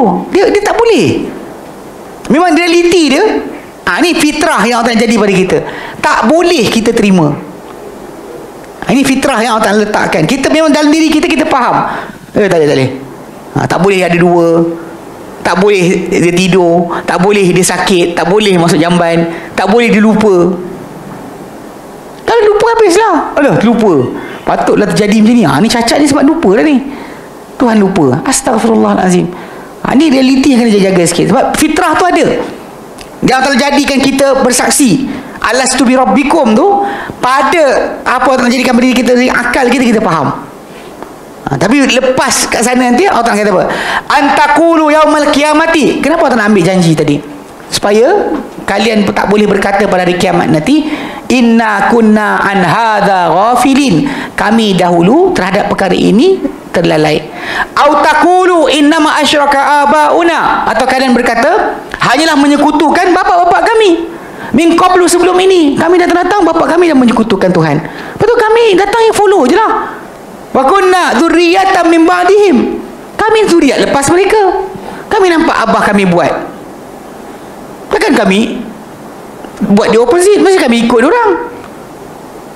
Macam mana kami nak tiba-tiba bertukar? Tapi masalahnya realiti dalam diri kita faham tak boleh. Saya pernah ceritakan tajuk yang saya kata ada seorang kakak tu, anak Sami Kelang. Dia cerita balik macam dia masuk Islam. Dia kata ketika mana dia kecil, bapak dia Sami buat patung, masuk nyawa dalam patung. Dia ada upacara sembah, masukkan jin dalam patung. Dia bagi masuk nyawa dalam patung. Betul, kadang-kadang orang Hindu kalau kita perhatikan, dia orang percaya dengan agama dia kuat sikit banding yang Cina. Yang Cina siap terlentong, letak buah plastik sebenarnya. Yang Hindu tak. Sebab apa? Sebab Hindu kadang dia masuk kuil, angin tak ada, pang bunyi. Kadang nampak patung tu macam jeling dia. Tengah-tengah duduk dia diam, rasa kepala kena pegang. Ini jin-jin yang diletakkan sekali. So Sami tu buat kerja ni. Bapak kakak dia buat. Bapak dia Sami. Dia kata ketika umur dia 5 tahun, dia cakap dengan bapak dia, Bapak, saya tahu ni sebab saya terjemahkan dia punya temu ramah. Dia temu ramah oleh Television Yaman untuk jalan menuju hidayah. So jadi waktu terjemahan tu dia cakap bahasa Melayu, pasal tak cakap Arab. So saya tulis balik apa dia cakap dalam bahasa Arab lah. Saya tulis. Dia cerita, dia kata bapak saya Sami. Dia kata. Jadi bapak saya buat patung, masuk nyawa dalam patung, dia kata. Kemudian satu hari ketika umur saya 5 tahun, dia kata saya cakap pada bapak saya, Bapak, nanti dia kata, Bapak buat Tuhan. Bapak masukkan nyawa dan Tuhan. Kenapa bapak sembah Tuhan? Kan bapak lagi baik dari Tuhan. Dia cakap macam tu bapak dia. Jangan cakap macam ni lagi. Tapi dalam hati dia sedar. Dia macam kan, bapak dia kata jangan cakap lagi, tapi dia faham salah tu. Saya pernah cakap pada seorang researcher daripada UM, guna nak kaji berkenaan dengan agama sebagainya kan, tapi dia Hindu bukan Islam. Dia kata dia nak kaitkan, dia kata nabi-nabi dalam Quran adalah dewa-dewa dalam Hindu. So Muhammad ni sambungan je kepada dewa tersebut. Ibrahim ada, sekian ada, Nuh ada. Jadi bila cakap dengan saya tahu je itu pasal semua para rasul bukan datang itu. Tapi ujung macam kita membahas tu, dia kata Tuhan buat lawak ke? Dekat India 1 bilion manusia, lahir-lahir tengok sembah berhala, bapak sembah berhala. Lepas tu kita expect dia masuk Islam. Macam mana? Saya ceritakan kisah kakak tadi. Kakak tu boleh faham, umur 5 tahun boleh faham. Kan kat India 1 bilion semua bangang, saya kata. Tak, soal simple saya kata. Takkan semua 1 bilion tu seorang pun tak faham. Buat roket naik bulan kan, baru 3 hari kan, bulan lepas hantar ke bulan, seorang pun tak faham tajuk tadi. Kakak tu umur 5 tahun boleh faham. Yang kat India bilion manusia, hampir 1 bilion, almost 1 bilion, seorang pun tak faham. Dia diam. Lepas tu dia kata, kenapa pertahankan Tuhan sangat? Dia cakap. Saya pandang muka dia, dia cakap, dia kata dia Islam. Dia cakap macam ni. Pelik dia punya cara. Tapi realiti dia macam ni yang kita kata sebut tadi. Sebab benda ni fitrah yang tak jadikan. Tak boleh kita tak boleh kita kata dah bapak sembah, kita zuriat yang datang kemudian kita sembahlah juga. Afatuhlikuna bima fa'alal mubtilun, adakah kau nak binasakan kami dengan apa dibuat oleh orang buat kebatilan? So kami ikut je. Macam ni kami yang salah. Tapi kan Allah Ta'ala bagi kita akal. Macam mana boleh awak tak faham realiti dia? Macam mana boleh tak faham? Okey. Panjang lagi lah. Sikit. Tak apa. Kau kan nak balik kan? Cuti kan hari ni? Besok tak cuti lah. Kesemua manusia dilahirkan dalam keadaan fitrah dan besar di atas fitrah tersebut. Okay, wallahu a'lam. Nanti dah lejak. Nanti kan dah sangat. Ada soalan? Yup. Selain kunut subuh, Nabi SAW tak sepanjang hayat tu berdasarkan dalil sahabat solat bahkan Nabi 5 tahun tu. Terus status hadis dhaif. Terus jadi adakah amalan lain lagi Imam Syafi'i rahimahullah yang status hadisnya dhaif selain daripada tajuk ni? Jadi tajuk kunut subuh tu, dia masalah pertama, kalau Nabi tak pernah tinggalkan, maksud dia buat sampai mati, sepatutnya doa tu ada. Awak perasan tak? Doa kunut subuh dia ambil doa kunut witir. Kenapa? Tak, soalan saya, adakah amalan lain? Oh bukan maksud tu. Kalau kita nak sebut tentang masalah Imam Syafi'i rahimahullah, dia beramal dengan itu sebab dia ambil pendapat beberapa sahabat Nabi yang lain. Kita kena ingat juga masalah hadis itu, kita dengar dhaif ke sahih ke dan sebagainya, itu bukan ukuran pertama. Sebab dalam masa yang sama para sahabat Nabi yang ada pun kena ditengok. Ketika mereka cakap tadi, jadi Imam Syafi'i macam sentuh perempuan batal lah wuduk. Perempuan, lelaki sentuh batal wuduk. Imam Syafi'i kata batal. Kalau kita cari hadis tak jumpa. Dia pegang siapa? Dia kata ini pendapat Umar, Ibnu Mas'ud.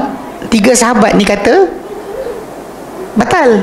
Yang majoriti kata tak batal. Tapi pasal dia kebetulan ambil fake dia daripada lintasan kepada Umar Ibn Mas'ud punya pendapat, terutama Ibnu Umar lah, Umar dengan Ibnu Umar lah terutamanya. So dia pilih pendapat tersebut. Bukan masalah hadis itu dhaif dia pegang, tak, bukan. Jangan salah faham. Imam Syafi'i sendiri macam dia kata kalau hadis sesuai dia akan ambil. Dan dia ketika dia kata ada tu, kebetulan orang tengah buat. Orang ramai tengah buat. Dia bila orang ramai buat. Bahkan hadis Ibnu Abdullah bin Mughaffal yang anak dia tanya, wahai ayah apa ni? Dia kata bid'ah kan. Sahabat tu kata macam tu. Soalan yang kena tanya adalah, orang ramai ketika tu tengah buat ke tengah tak buat? Bila anak dia tanya dengan dia, apa ni? Dia kata bid'ah. Soalan, orang buat ke orang tak buat? Orang tengah buat yang tu. Sebab tu dia keluar statement. Anak dia tanya. Maksud orang tengah buat. So realiti kat sini kena faham. Bila awak sebut tadi macam kata hadis dhaif, dia bukan kena macam tu. Bukan masalah Imam Syafi'i pegang hadis dhaif tu, tak, salah. Pasal dia kadang sokongan sahabat Nabi. Walaupun kita kata marjuh tak kuat, tapi ada sahabat Nabi terlibat dengan benda tadi. Sebab tu saya lebih tepat bila benda macam ni kita kata khilaf banding kata bid'ah. Walaupun daripada kata-kata seorang sahabat Nabi tu kata bid'ah muhdath, dia kata wahai anakku muhdath. Tapi benda ni kalau kita perhatikan balik, Imam Syafi'i dia punya cara pengambilan dia bukan ambil dalil itu saja, ataupun dia ada sahabat Nabi yang terlibat. Baru dia pun dapat. Macam lelaki betul sentuh lelaki perempuan batal. Kalau dia buat cari dalil mana jumpa? Secara direct tak ada. Tapi dia pegang sebab apa? Ni 3 orang sahabat Nabi tadi. So dia bukan istilah kata apa lagi yang Imam Syafi'i pegang hadis dhaif salah. Bukan istilah dia tak macam tu. Istilah dia adalah siapa sahabat Nabi yang dia ikut. Kalau itu kita bincang, kita jumpa banyak perkara yang dia cakap macam ni kan. Dia kata benda ni batal, benda ni sekian, sebab sahabat Nabi ada terlibat. Sebab imam yang 4 ni, berarti saya setiap kali kalau anda kata orang bincang tentang tajuk ni, imam yang 4 ni dia punya kesilapan ataupun salah pilih pendapat tadi tak keluar daripada lingkungan orang sebelum dia. Takkan ditinggalkan sahabat atau tabi'in yang sebelum dia untuk dia pegang sebagai pengertian bagi amal tadi. Adapun kalau yang bawah zaman sekarang ni buat bid'ah ni memang bid'ah betul lah.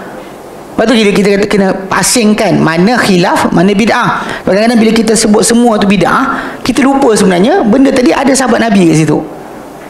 Bila sahabat Nabi ada, dan kita stop dulu. Jangan kita keluarkan. Walaupun macam saya kata marjuh ya. Bila saya sebut berkenaan dengan kalau benda tu dah diamalkan berterusan, dia kenapa tak ada lafaz dia? Ini hujah saya. Kenapa lafaz tak ada? Sebab kita tahu kan doa Nabi SAW, para sahabat akan hafal. Macam apa doa sering Nabi baca, diorang akan hafal.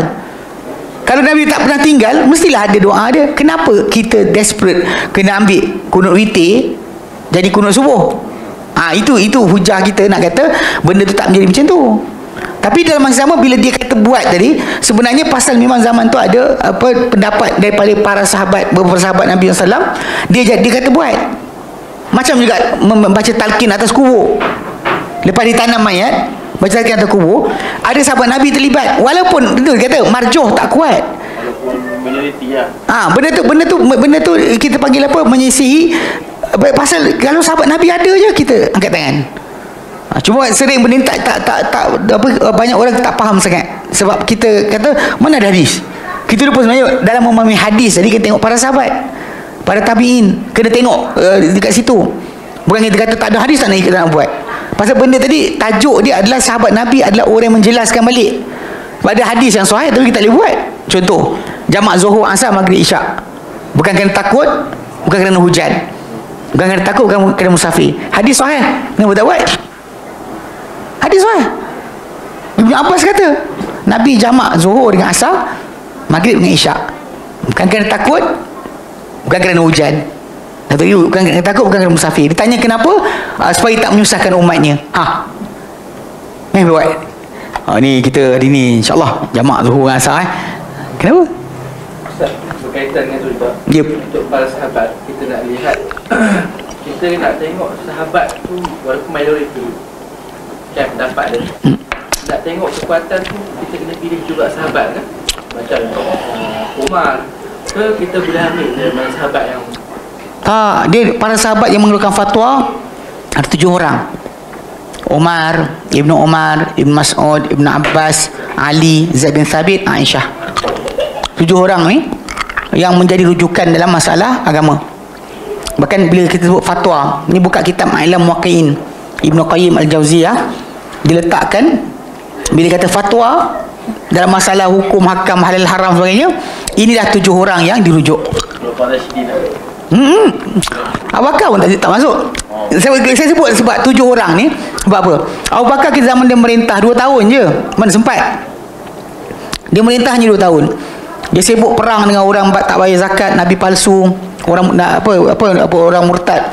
So dalam tempoh orang tak sempat belajar dengan dia apa-apa pun. Cuma tindakan dia tadi menjadi pengajaran pada kita apa yang boleh buat, apa tak boleh buat. Pengajaran. Macam contoh macam perang dengan orang tak bayar zakat. Hukuman kepada orang yang menghina Nabi.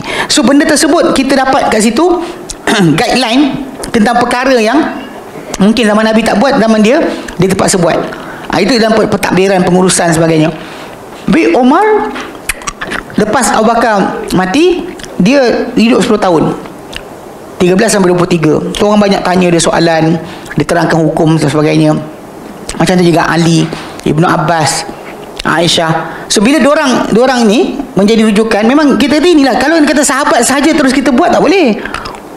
Yang kencing dalam masjid pun sahabat juga. Badui yang kencing tu beriman dengan Nabi, jumpa Nabi, memang dia ada sembang dengan Nabi SAW. Tapi dia tak boleh kita katakan badui kencing tu, dia tak jadi rujukan. Dia tak rujukan untuk agama. Betul, sebab tu kita kata sahabat Nabi SAW yang menjadi rujukan untuk perkara ni bukan semua. Jadi orang-orangnya yang memang kita kata merujuk pada mereka.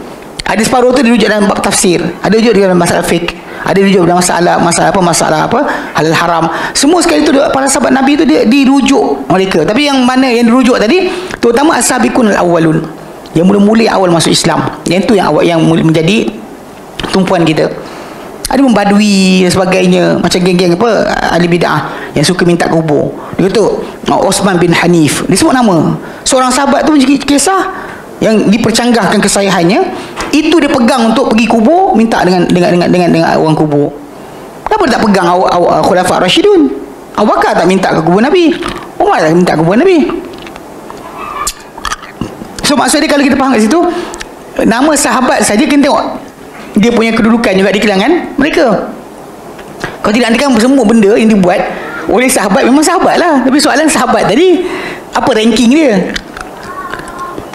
Apa ranking dia? Sebab kalau kita tahu dari segi ilmu, diorang ada variasi, ada yang tinggi, ada yang rendah. Ada Islam awal, ada Islam kemudian. Ada yang banyak mendampingi Nabi, ada yang sempat dampingi Nabi sekejap je. Tapi ada yang sekejap pun, macam Ibn Abbas, tapi diiktiraf oleh para sahabat tentang ilmu dia. Umar iktiraf dia, walaupun dia adalah seorang yang kita panggil apa, dengan Nabi dah 4 tahun je. Dia pindah ke Madinah tahun ke-7 Hijrah. Nabi wafat 11 Hijrah. Tapi dia punya kedudukan dia tadi di sisi para sahabat diangkat. So bukan semua sahabat, nama sahabat je terus kita jadikan. Tapi bila macam Imam Syafi'i, kalau dah Ibnu Umar, Ibnu Mas'ud, besar kot. Faham? Baik, sebut hadis saja, kadang-kadang orang kata hadis ada. Saya kata sini hadis ada, tapi awak nak amal macam mana? Macam hadis ada, Nabi pernah izinkan orang-orang Habsyah bermain gendang dan bermain lembing dan perisai dalam masjid. Bermain lembing dan perisai dalam masjid. Hadis Bukhari, hadis Muslim. Tapi soalan, Awak nak pakai macam ni hadis tu? Tapi ada hadis lain melarang nak main tu kan? Tak. Nabi yang depan Nabi suruh dia teruskan. Umar jerit, Nabi suruh teruskan. Soalan, macam mana awak nak baca hadis tadi? Maksudnya awak nak aplikasi macam mana? Adakah kita lepas daripada solat raya kita pun bergendang, kemudian kena silat di masjid? Pam. Untuk urus tempat. Nak urus tempat. Ya. Hadis itu sahih. Kenapa kita tak buat? Sebab sahabat. Waktu Ibn Qayyim terangkan, dia kata Islam ini adalah Quran, Sunnah, kefahaman para sahabat. Yang ini yang orang masalah sikit ini. Macam bila orang kata, tapi kalau imam kita apa bid'ah, kita tinggal ke? Ibn Mas'ud, dia tak setuju dengan Osman bin Affan pergi solat penuh di Arafah, 4 Zuhur 4 Asar. Dia tak buat jemaah baru. Orang kata, Nabi solat macam mana? Nabi solat dua Zuhur 2 Asar. Abu Bakar 2 Zuhur 2 Asar. Umar 2 Zuhur 2 Asar. Uthman, inna lillahi wa inna ilaihi raji'un. Dia istirja. Lepas tu dia tanya, kau solat apa? Dia kata 4. Orang tu kata, kenapa tak buat? Asing dia. Dia kat situ tengok. Sebab kadang macam benda macam ni kadang yang masalah. Sampai masyarakat Islam kita boleh nak lari buat surau baru. Kenapa? Surau tu bid'ah tu. Dia kunut. Awak tak setuju? Betul. Macam tadi kan, Nabi buat dua-dua, Abu Bakar buat dua-dua, Ibn Mas'ud tu tahu. Apa saya tak tahu pula? Dia tahu. Ada soalan. Dia tanya dengan dia, solat berapa? 4-4. Dia ikut Osman. Lepas tu benda macam ni yang kadang-kadang kita dapati orang tak faham macam sahabat berinteraksi dengan khilaf. Macam Umar, dia tak setuju untuk tayamum ganti mandi, tapi dia tak ada pula tanya, nak jadi imam kau punya pendapat apa pendapat kau, tak tanya. Orang tu jadi imam, dia jalan, tak tanya pun. Kalau kita ikut mazhab kita tak sah tu, mazhab dia sah, mazhab kita tak sah. Yang ini yang berjadi kes kat Mekah dulu, pecah 4 imam tu. Subuh, Zuhur, Asar, Isyak solat asing-asing. Mazhab Syafi'i solat di sini daripada arah Telaga Zamzam punya ke depan. Mazhab Hanafi dari sini, mazhab Malik dari sini. Pecah daripada tahun 500 lebih Hijrah sampai 1958. Bila Raja Saud yang kedua, Malik Abdul Aziz naik, dia hentikan, tak boleh dah solat pecah-pecah, semua satu imam je. Barulah orang berhenti. Ni Wahabi tak elok nyatukan orang, artinya pecahkan lah, biarlah masing-masing mazhab lain-lain. Muhammad Wahab kan, kita kata kerajaan Saud ni ikut Muhammad Wahab punya ajaran, tak elok, ini tak elok ni, pasal dia ikut sahabat. Sebab sahabat walaupun khilaf ada, orang tak buat jemaah baru. Yang kita jemaah kan, tak boleh tu, kaki dia, tak boleh. Saibun dia, tak boleh. Okay, Ustaz, tadi cerita pasal yang dekat India tu, dekat 1 bilion tu, ni kan. Okey, so ada satu saya pernah dengar, dia masa zaman roh tu diberi pilihan. Terus? Untuk memilih agama. So adakah yang golongan yang kat sana tu dia dipilihan tu jadi Hindu? Ke tak betul? Tak betul. Sebab Al-Quran kata tadi, Al-A'raf 172, 173 sebut Allah Ta'ala isytiharkan aku Tuhan kamu. Mana ada yang pilihan agama lain? Maknanya roh tu memang dah Muslim. Roh fitrahnya memang ya. So bila lahir dalam ya. Sebab tu akak tu boleh bercakap. Sebenarnya semua orang bercakap. Ikutkan kepada orang-orang bukan Islam ni pun terfikir, apa benda aku buat ni? Cuma masalah dia nak tukar ke tak nak? Itu je masalah dia.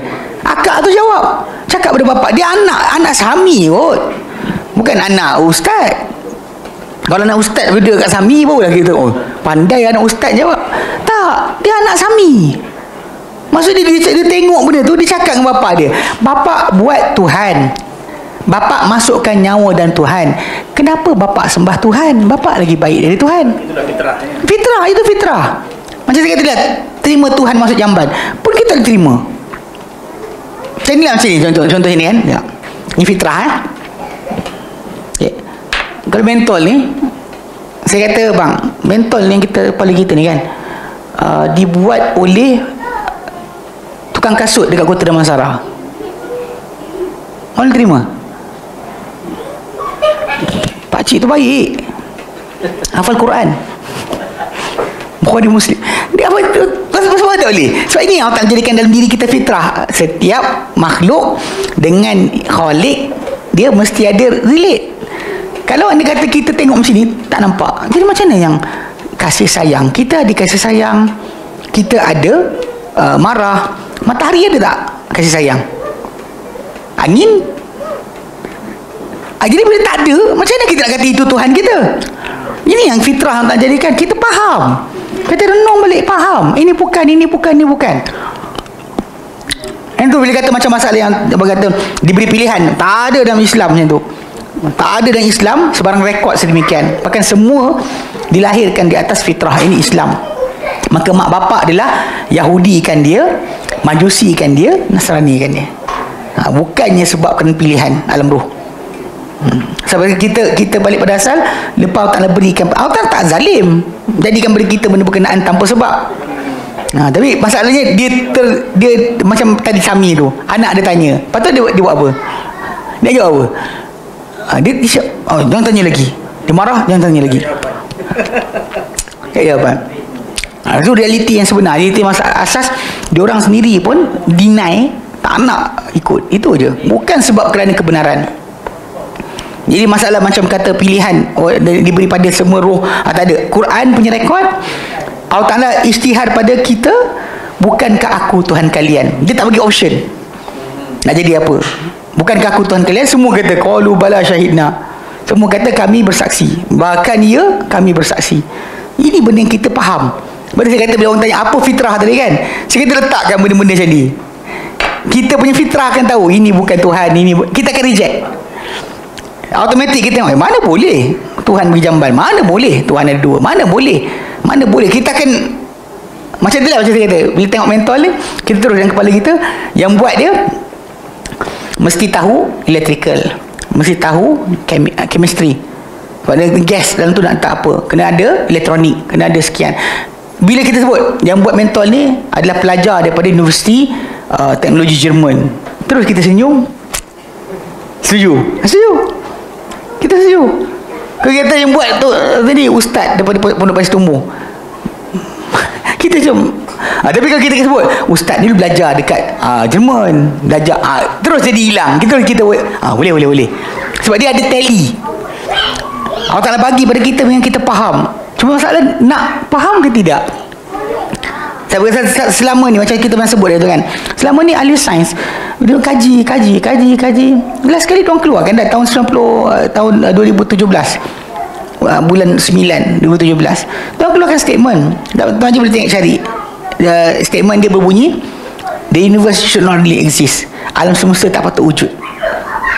Sebab kan diorang buat lagakan partikel dekat super collider, laga puluhan tahun, lebih 50 tahun diorang buat kerja tu, nak tengok macam mana alam semesta jadi. Tapi benarnya gila tau. Dia lagakan tu kalau jadi, habis bumi rosak.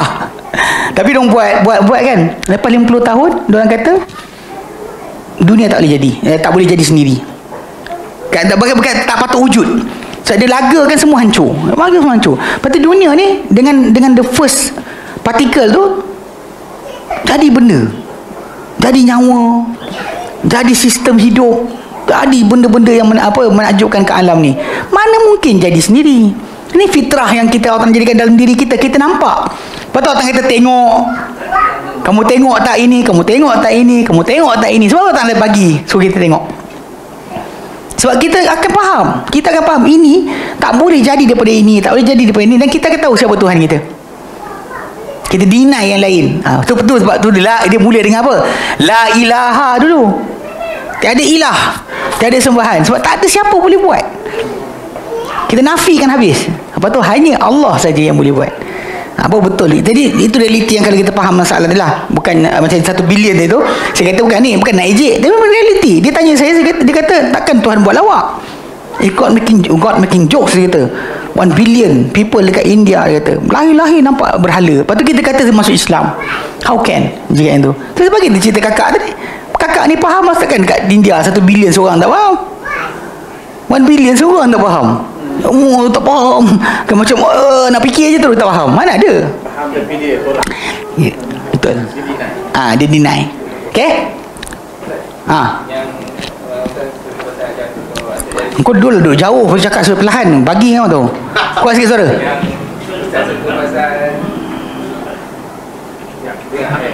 Yang saya sentuh pasal sejadi dengan Siti Kasih kan. Kan yang dia kata walaupun ada statement dia yang kufur tapi dia mengaku Islam, kita kata dia Islam. Dia tak mengaku dia keluar Islam. Ya, yang kalau sejadi. Dia tak mengaku, dia mengaku keluar Islam. Bukan. Ya, maksudnya dia mengaku di Islam, so kita kata di Islam kan. Dia zindik lah. Tu kata zindik tadi. Macam mana nak saya dengan yang kaedah siapa yang tak mengkafirkan orang kafir maka dia kafir. Sebab bila Orang kafir tu dia kena mengaku. Sebab sekarang ni kalau dia kata orang tersebut tak mengaku dia kafir, macam mana dia kafir macam mana? so, kalau macam contoh macam Syawahan ni baru ni. Macam mana? Syawahan. Syahrukhan sembah berhala terus. Itu fizikal. Lepas tu dia dalam zaman dia punya dia pergi Mekah. So dia kata dia Islam. Tapi Tak, macam ni. Dia ada beza. Dia kalau dia kata dia bertaubat daripada benda dosa, dia tajuk lain. Dia pergi Mekah pula ke bila?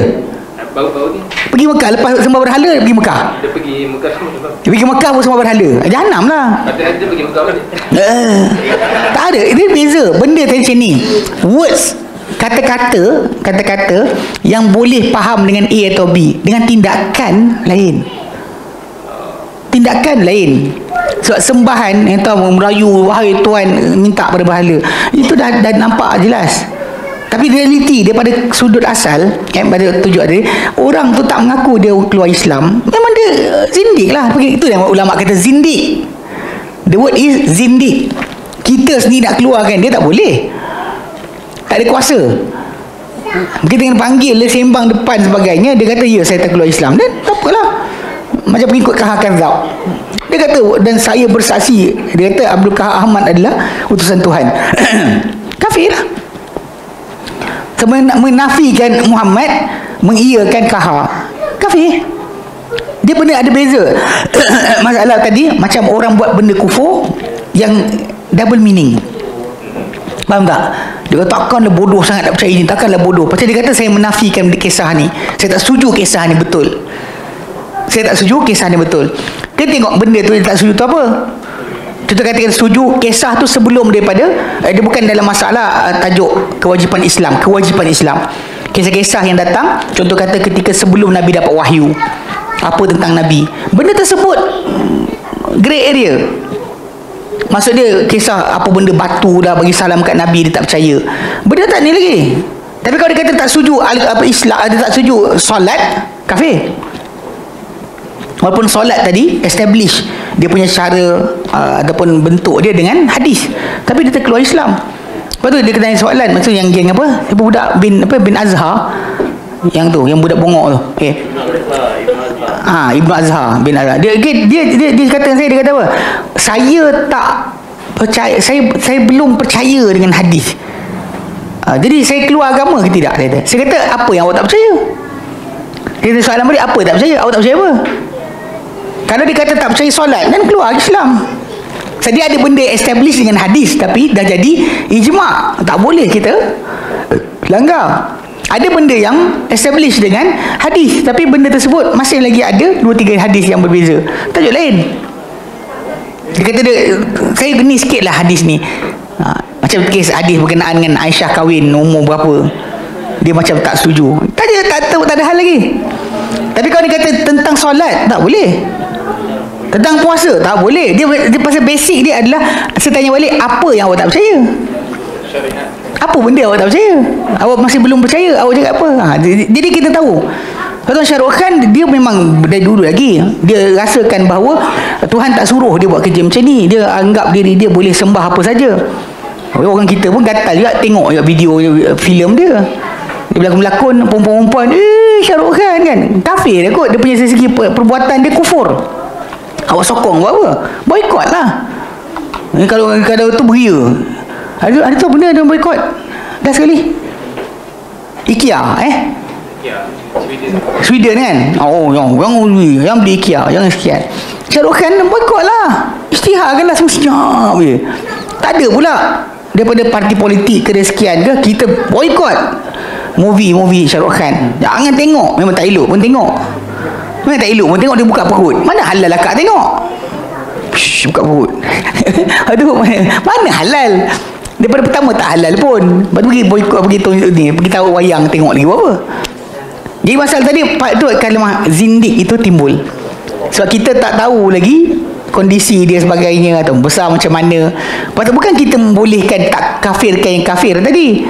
Masalah tadi dia sendiri macam mana hadis Nabi sebut kan, dia syahadah Muhammad apa la ilaha illallah Muhammad Rasulullah, dirikan solat, tunaikan zakat. Dia buat ini, Nabi kata dipertahankan diri aku, harta dia dan juga nyawa dia, dan hisab dia tu pulang kepada Allah Taala. Kita nak buat mana ni? Ustaz, tapi yang Syahrul Khan tu bukan ke dia dah mengaku murtad masa mak dia mati? Tak tahu. Lepas tu dia mengaku dia Muslim balik. Lepas tu dia bawa patung Hindu. Dia memang gila. Tapi orang kita lah, siapa suka, ini masih Hindu, kahwin dia bukan Islam, bini tak masuk Islam pun, bini dia tak masuk Islam pun. Ini pada akak-akak lah biasa. Orang lelaki tak minat Syahrul Khan ke seorang dia tahu. Baik, wallahu a'lam. Kita berhenti sini, insyaAllah kita sambung lagi pada bulan yang akan datang. Wallahu a'lam. Wa sallallahu ala Muhammadin. Ha? Oh, kita soalan? Mana? Jatuh. Oh, jatuh. Sekejap. Kejap. Apa pandangan Ustaz tentang Global Ikhwan? Sesat. Global Ikhwan aka penganut ajaran Asy'ari Muhammad Al-Kam sesat. Macam dia belum makan tak? Dia macam makan ni lah. Kalau dia kata, bayangkan Abdullah bin Ubay buat kedai, abang beli macam mana hukum dia? Abdullah bin Ubay munafik tu, kalau dia buat kedai, macam tu lah lebih kurang. Pasal realiti dia tak lah, banyak kedai mamak sedap, bawah ni pun macam ni sedap, tak payah kita tinggalkan lah. Pasal bukan kita beli barang dia, kita support dia. Ustaz, boleh tak kita relate seorang bapa ada restoran mamak dan selalu menimbulkan konspirasi dan mamak konspirasi, jangan juga. Kalau kita bantu dia bagi beli barang dia jadi kaya, lagi jahat. yang itu lah. Apa dengan Ustaz tentang kaedah buy now pay later seperti Atome? Okey, Atome ataupun buy now pay later ni, dia perkhidmatan ni kalau kita beli macam hatta beli kereta sebagainya kan, kita beli dengan secara ansuran. Orang ada yang kaya beli dengan cash, yang tak ada beli secara ansuran. Bila beli secara ansuran ni, dia nak kata benda tu haram mutlak tak boleh. Kalau kereta atau benda sekian-sekian tak timbul, sebab tajuk dia para ulama dah ittifaq berkenaan dengan beli barang cash harga lain, beli secara ansuran harga lain. Pasal perkhidmatan, permudahan bagi kita, dia tidak dikira sebagai riba. Tak, tapi lewat bayar kena denda, itu riba. Penalti tu riba. Penalti tu riba. Hatta bank Islam buat pun riba. Bank Islam kan, kalau buat pinjaman dengan dia pun ada penalti tadi, lambat bayar ada riba, ada penalti, itu riba. Adapun yang asal, contoh macam saya kata kan, abang beli dengan saya barang, kalau cash saya bagi 10,000, abang beli ansuran saya bagi abang 12,000, mana saya ambil untung 12,000, pasal saya drag tempoh tadi bagi abang untuk beli, bayar pelan-pelan, tapi nilai dia 12,000, saya ambil untung 2,000, tidak menjadi masalah. Tidak masalah. Dia bukan, kalau tengah-tengah bayar kita tambah lagi nilai, itu yang kata riba tadi. Adapun yang kita ittifaq, ini harga beli ansuran, ini harga beli cash, tak ada pun. Itu bukan yang dimaksudkan dengan dua pembelian dalam satu pembelian, dua jualan dalam satu jualan, itu bukan maksud dia. Sebab benda dah dibahaskan oleh para ulama berkenaan dengan pemudahan bagi pembelian, tidak termasuk pun dalam masalah riba. Dia bukan riba. Management fee boleh dikatakan sebagai tambahan ke atas harga asal lah. Saya dengar dia orang kata dia bagi zero interest, tapi lepas tu dia ada management fee, pengurusan yuran ni yuran tu. Dia cara tambahan nak menangkan juga lah, nak masuk juga dia punya masuk tu. Sebenarnya cara tersebut tak patut. Kalau dia kata, kita kata okey, dan sini dia beza dia beli dulu jual kat kita. Memang dia boleh letak apa saja. Okey, dia beli dulu dengan syarikat, dia bayar cash, dan kita jual ansuran, lain lah. Memang boleh, tak masalah kat situ. Tapi kalau dia kata Dia financer. Tu masalah. Tahu beza financer? Dia bukan owner pertama. Ini yang problem kita. Bukan tawaruk. Bukan.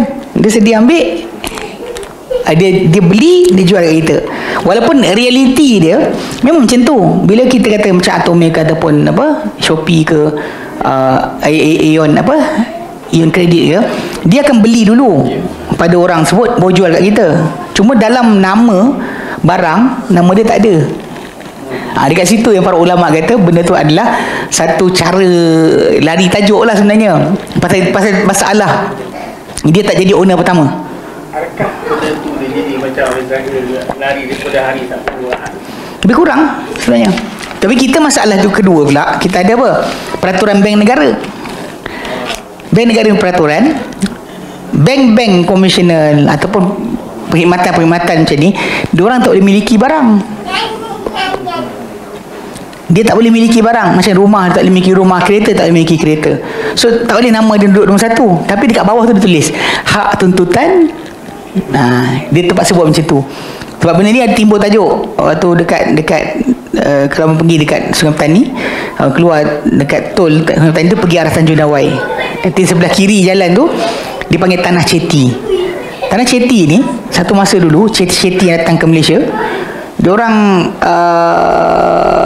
bagi pinjam duit kat orang kampung. Orang kampung cagar tanah, lepas tu tak boleh bayar, tanah dapat kat ceti lah. Problem dia adalah ceti mati, tanah tak ditebus, ceti mati, keluarga ceti pun kita tahu kat mana. So sekarang ni tanah tu jalan tu, Pak Mentua saya kata tak boleh, kerajaan tak boleh ambil tak boleh, rampas tak boleh. Kalau nak rampas kena ada orang. Nak ceti pun tak ada, anak ceti pun tak ada. So macam mana? Dia bila benda ni berlaku, di sini yang dibahaskan berkenaan dengan kenapa tak diberikan bank-bank ni memiliki hartanah. Kalau dia boleh memiliki hartanah, dia boleh memiliki barang-barang tadi, tapi masalah akan timbul. Kalau dia kata dia mati dan sebagainya, jadi macam ceti tadi macam mana? Apa nak ambil macam mana? Harta tadi habis Malaysia. Bahkan tergadai. Hong Kong Shanghai Bank, Citibank Amerika, dia bagi sekian, lepas tu jadi milik dia. Sebab tu dia orang boleh lelong je, dia tak boleh milik. Sebab peraturan kan, bank boleh lelong tapi tak boleh jual. Dia tak boleh jual. Sebab tak boleh jual, sebab dia tak miliki. Tapi benda ni ada give and take, masalah keselamatan negara lah. Lepas tu kita kata nak kata benda tu automatic total halal, saya pun tak berani. Tapi nak kata total haram pun tak boleh cakap juga. Apa? Yang kan kalau yang asuhan tadi kan, yang kalau harga RM10,000 dia jual RM12,000. Tapi kalau maksudnya yang harga sepatutnya RM10,000 tapi dia jual kat orang tu siap asuhan jadi RM12,000. Terus? Tapi kalau macam penjenjang apa tu, dia kata kalau macam lambat dia bakatkan dengan penalti. Itu yang kita sebut tadi, penalti. Itulah penalti. Itu riba. So maksud kita penalti tak sah ke? Tak. Penjenjang tu sah. Problem sekarang itu yang penalti tu riba. Penalti tu yang riba. Lewat bayar bertambah, hutang tu bertambah.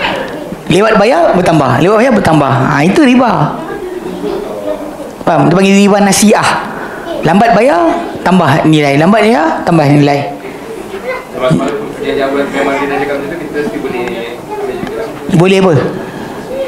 Beli itu yang saya kata tadi. Nak kata total halal, saya tak. Nak kata total haram pun saya tak berani cakap. So balik pada asal benda tersebut pasal realiti dia, pasal peraturan bank negara tadi.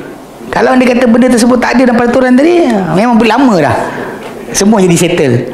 Sekarang ni bank Islam pun guna sistem yang sama. Peraturan dia sama. Dia jadi financer, bukan jadi owner. Itu tajuk asal. Kalau owner, macam saya kata, saya beli ni RM5, saya jual awak RM15,000. Sekali saya lah, awak nak beli RM5,000, boleh je pasal ini barang saya. Tapi sekarang ni bila tadi dia tak ada dalam geran tu, dia tak ada. Itu sebab kenapa jadi masalah.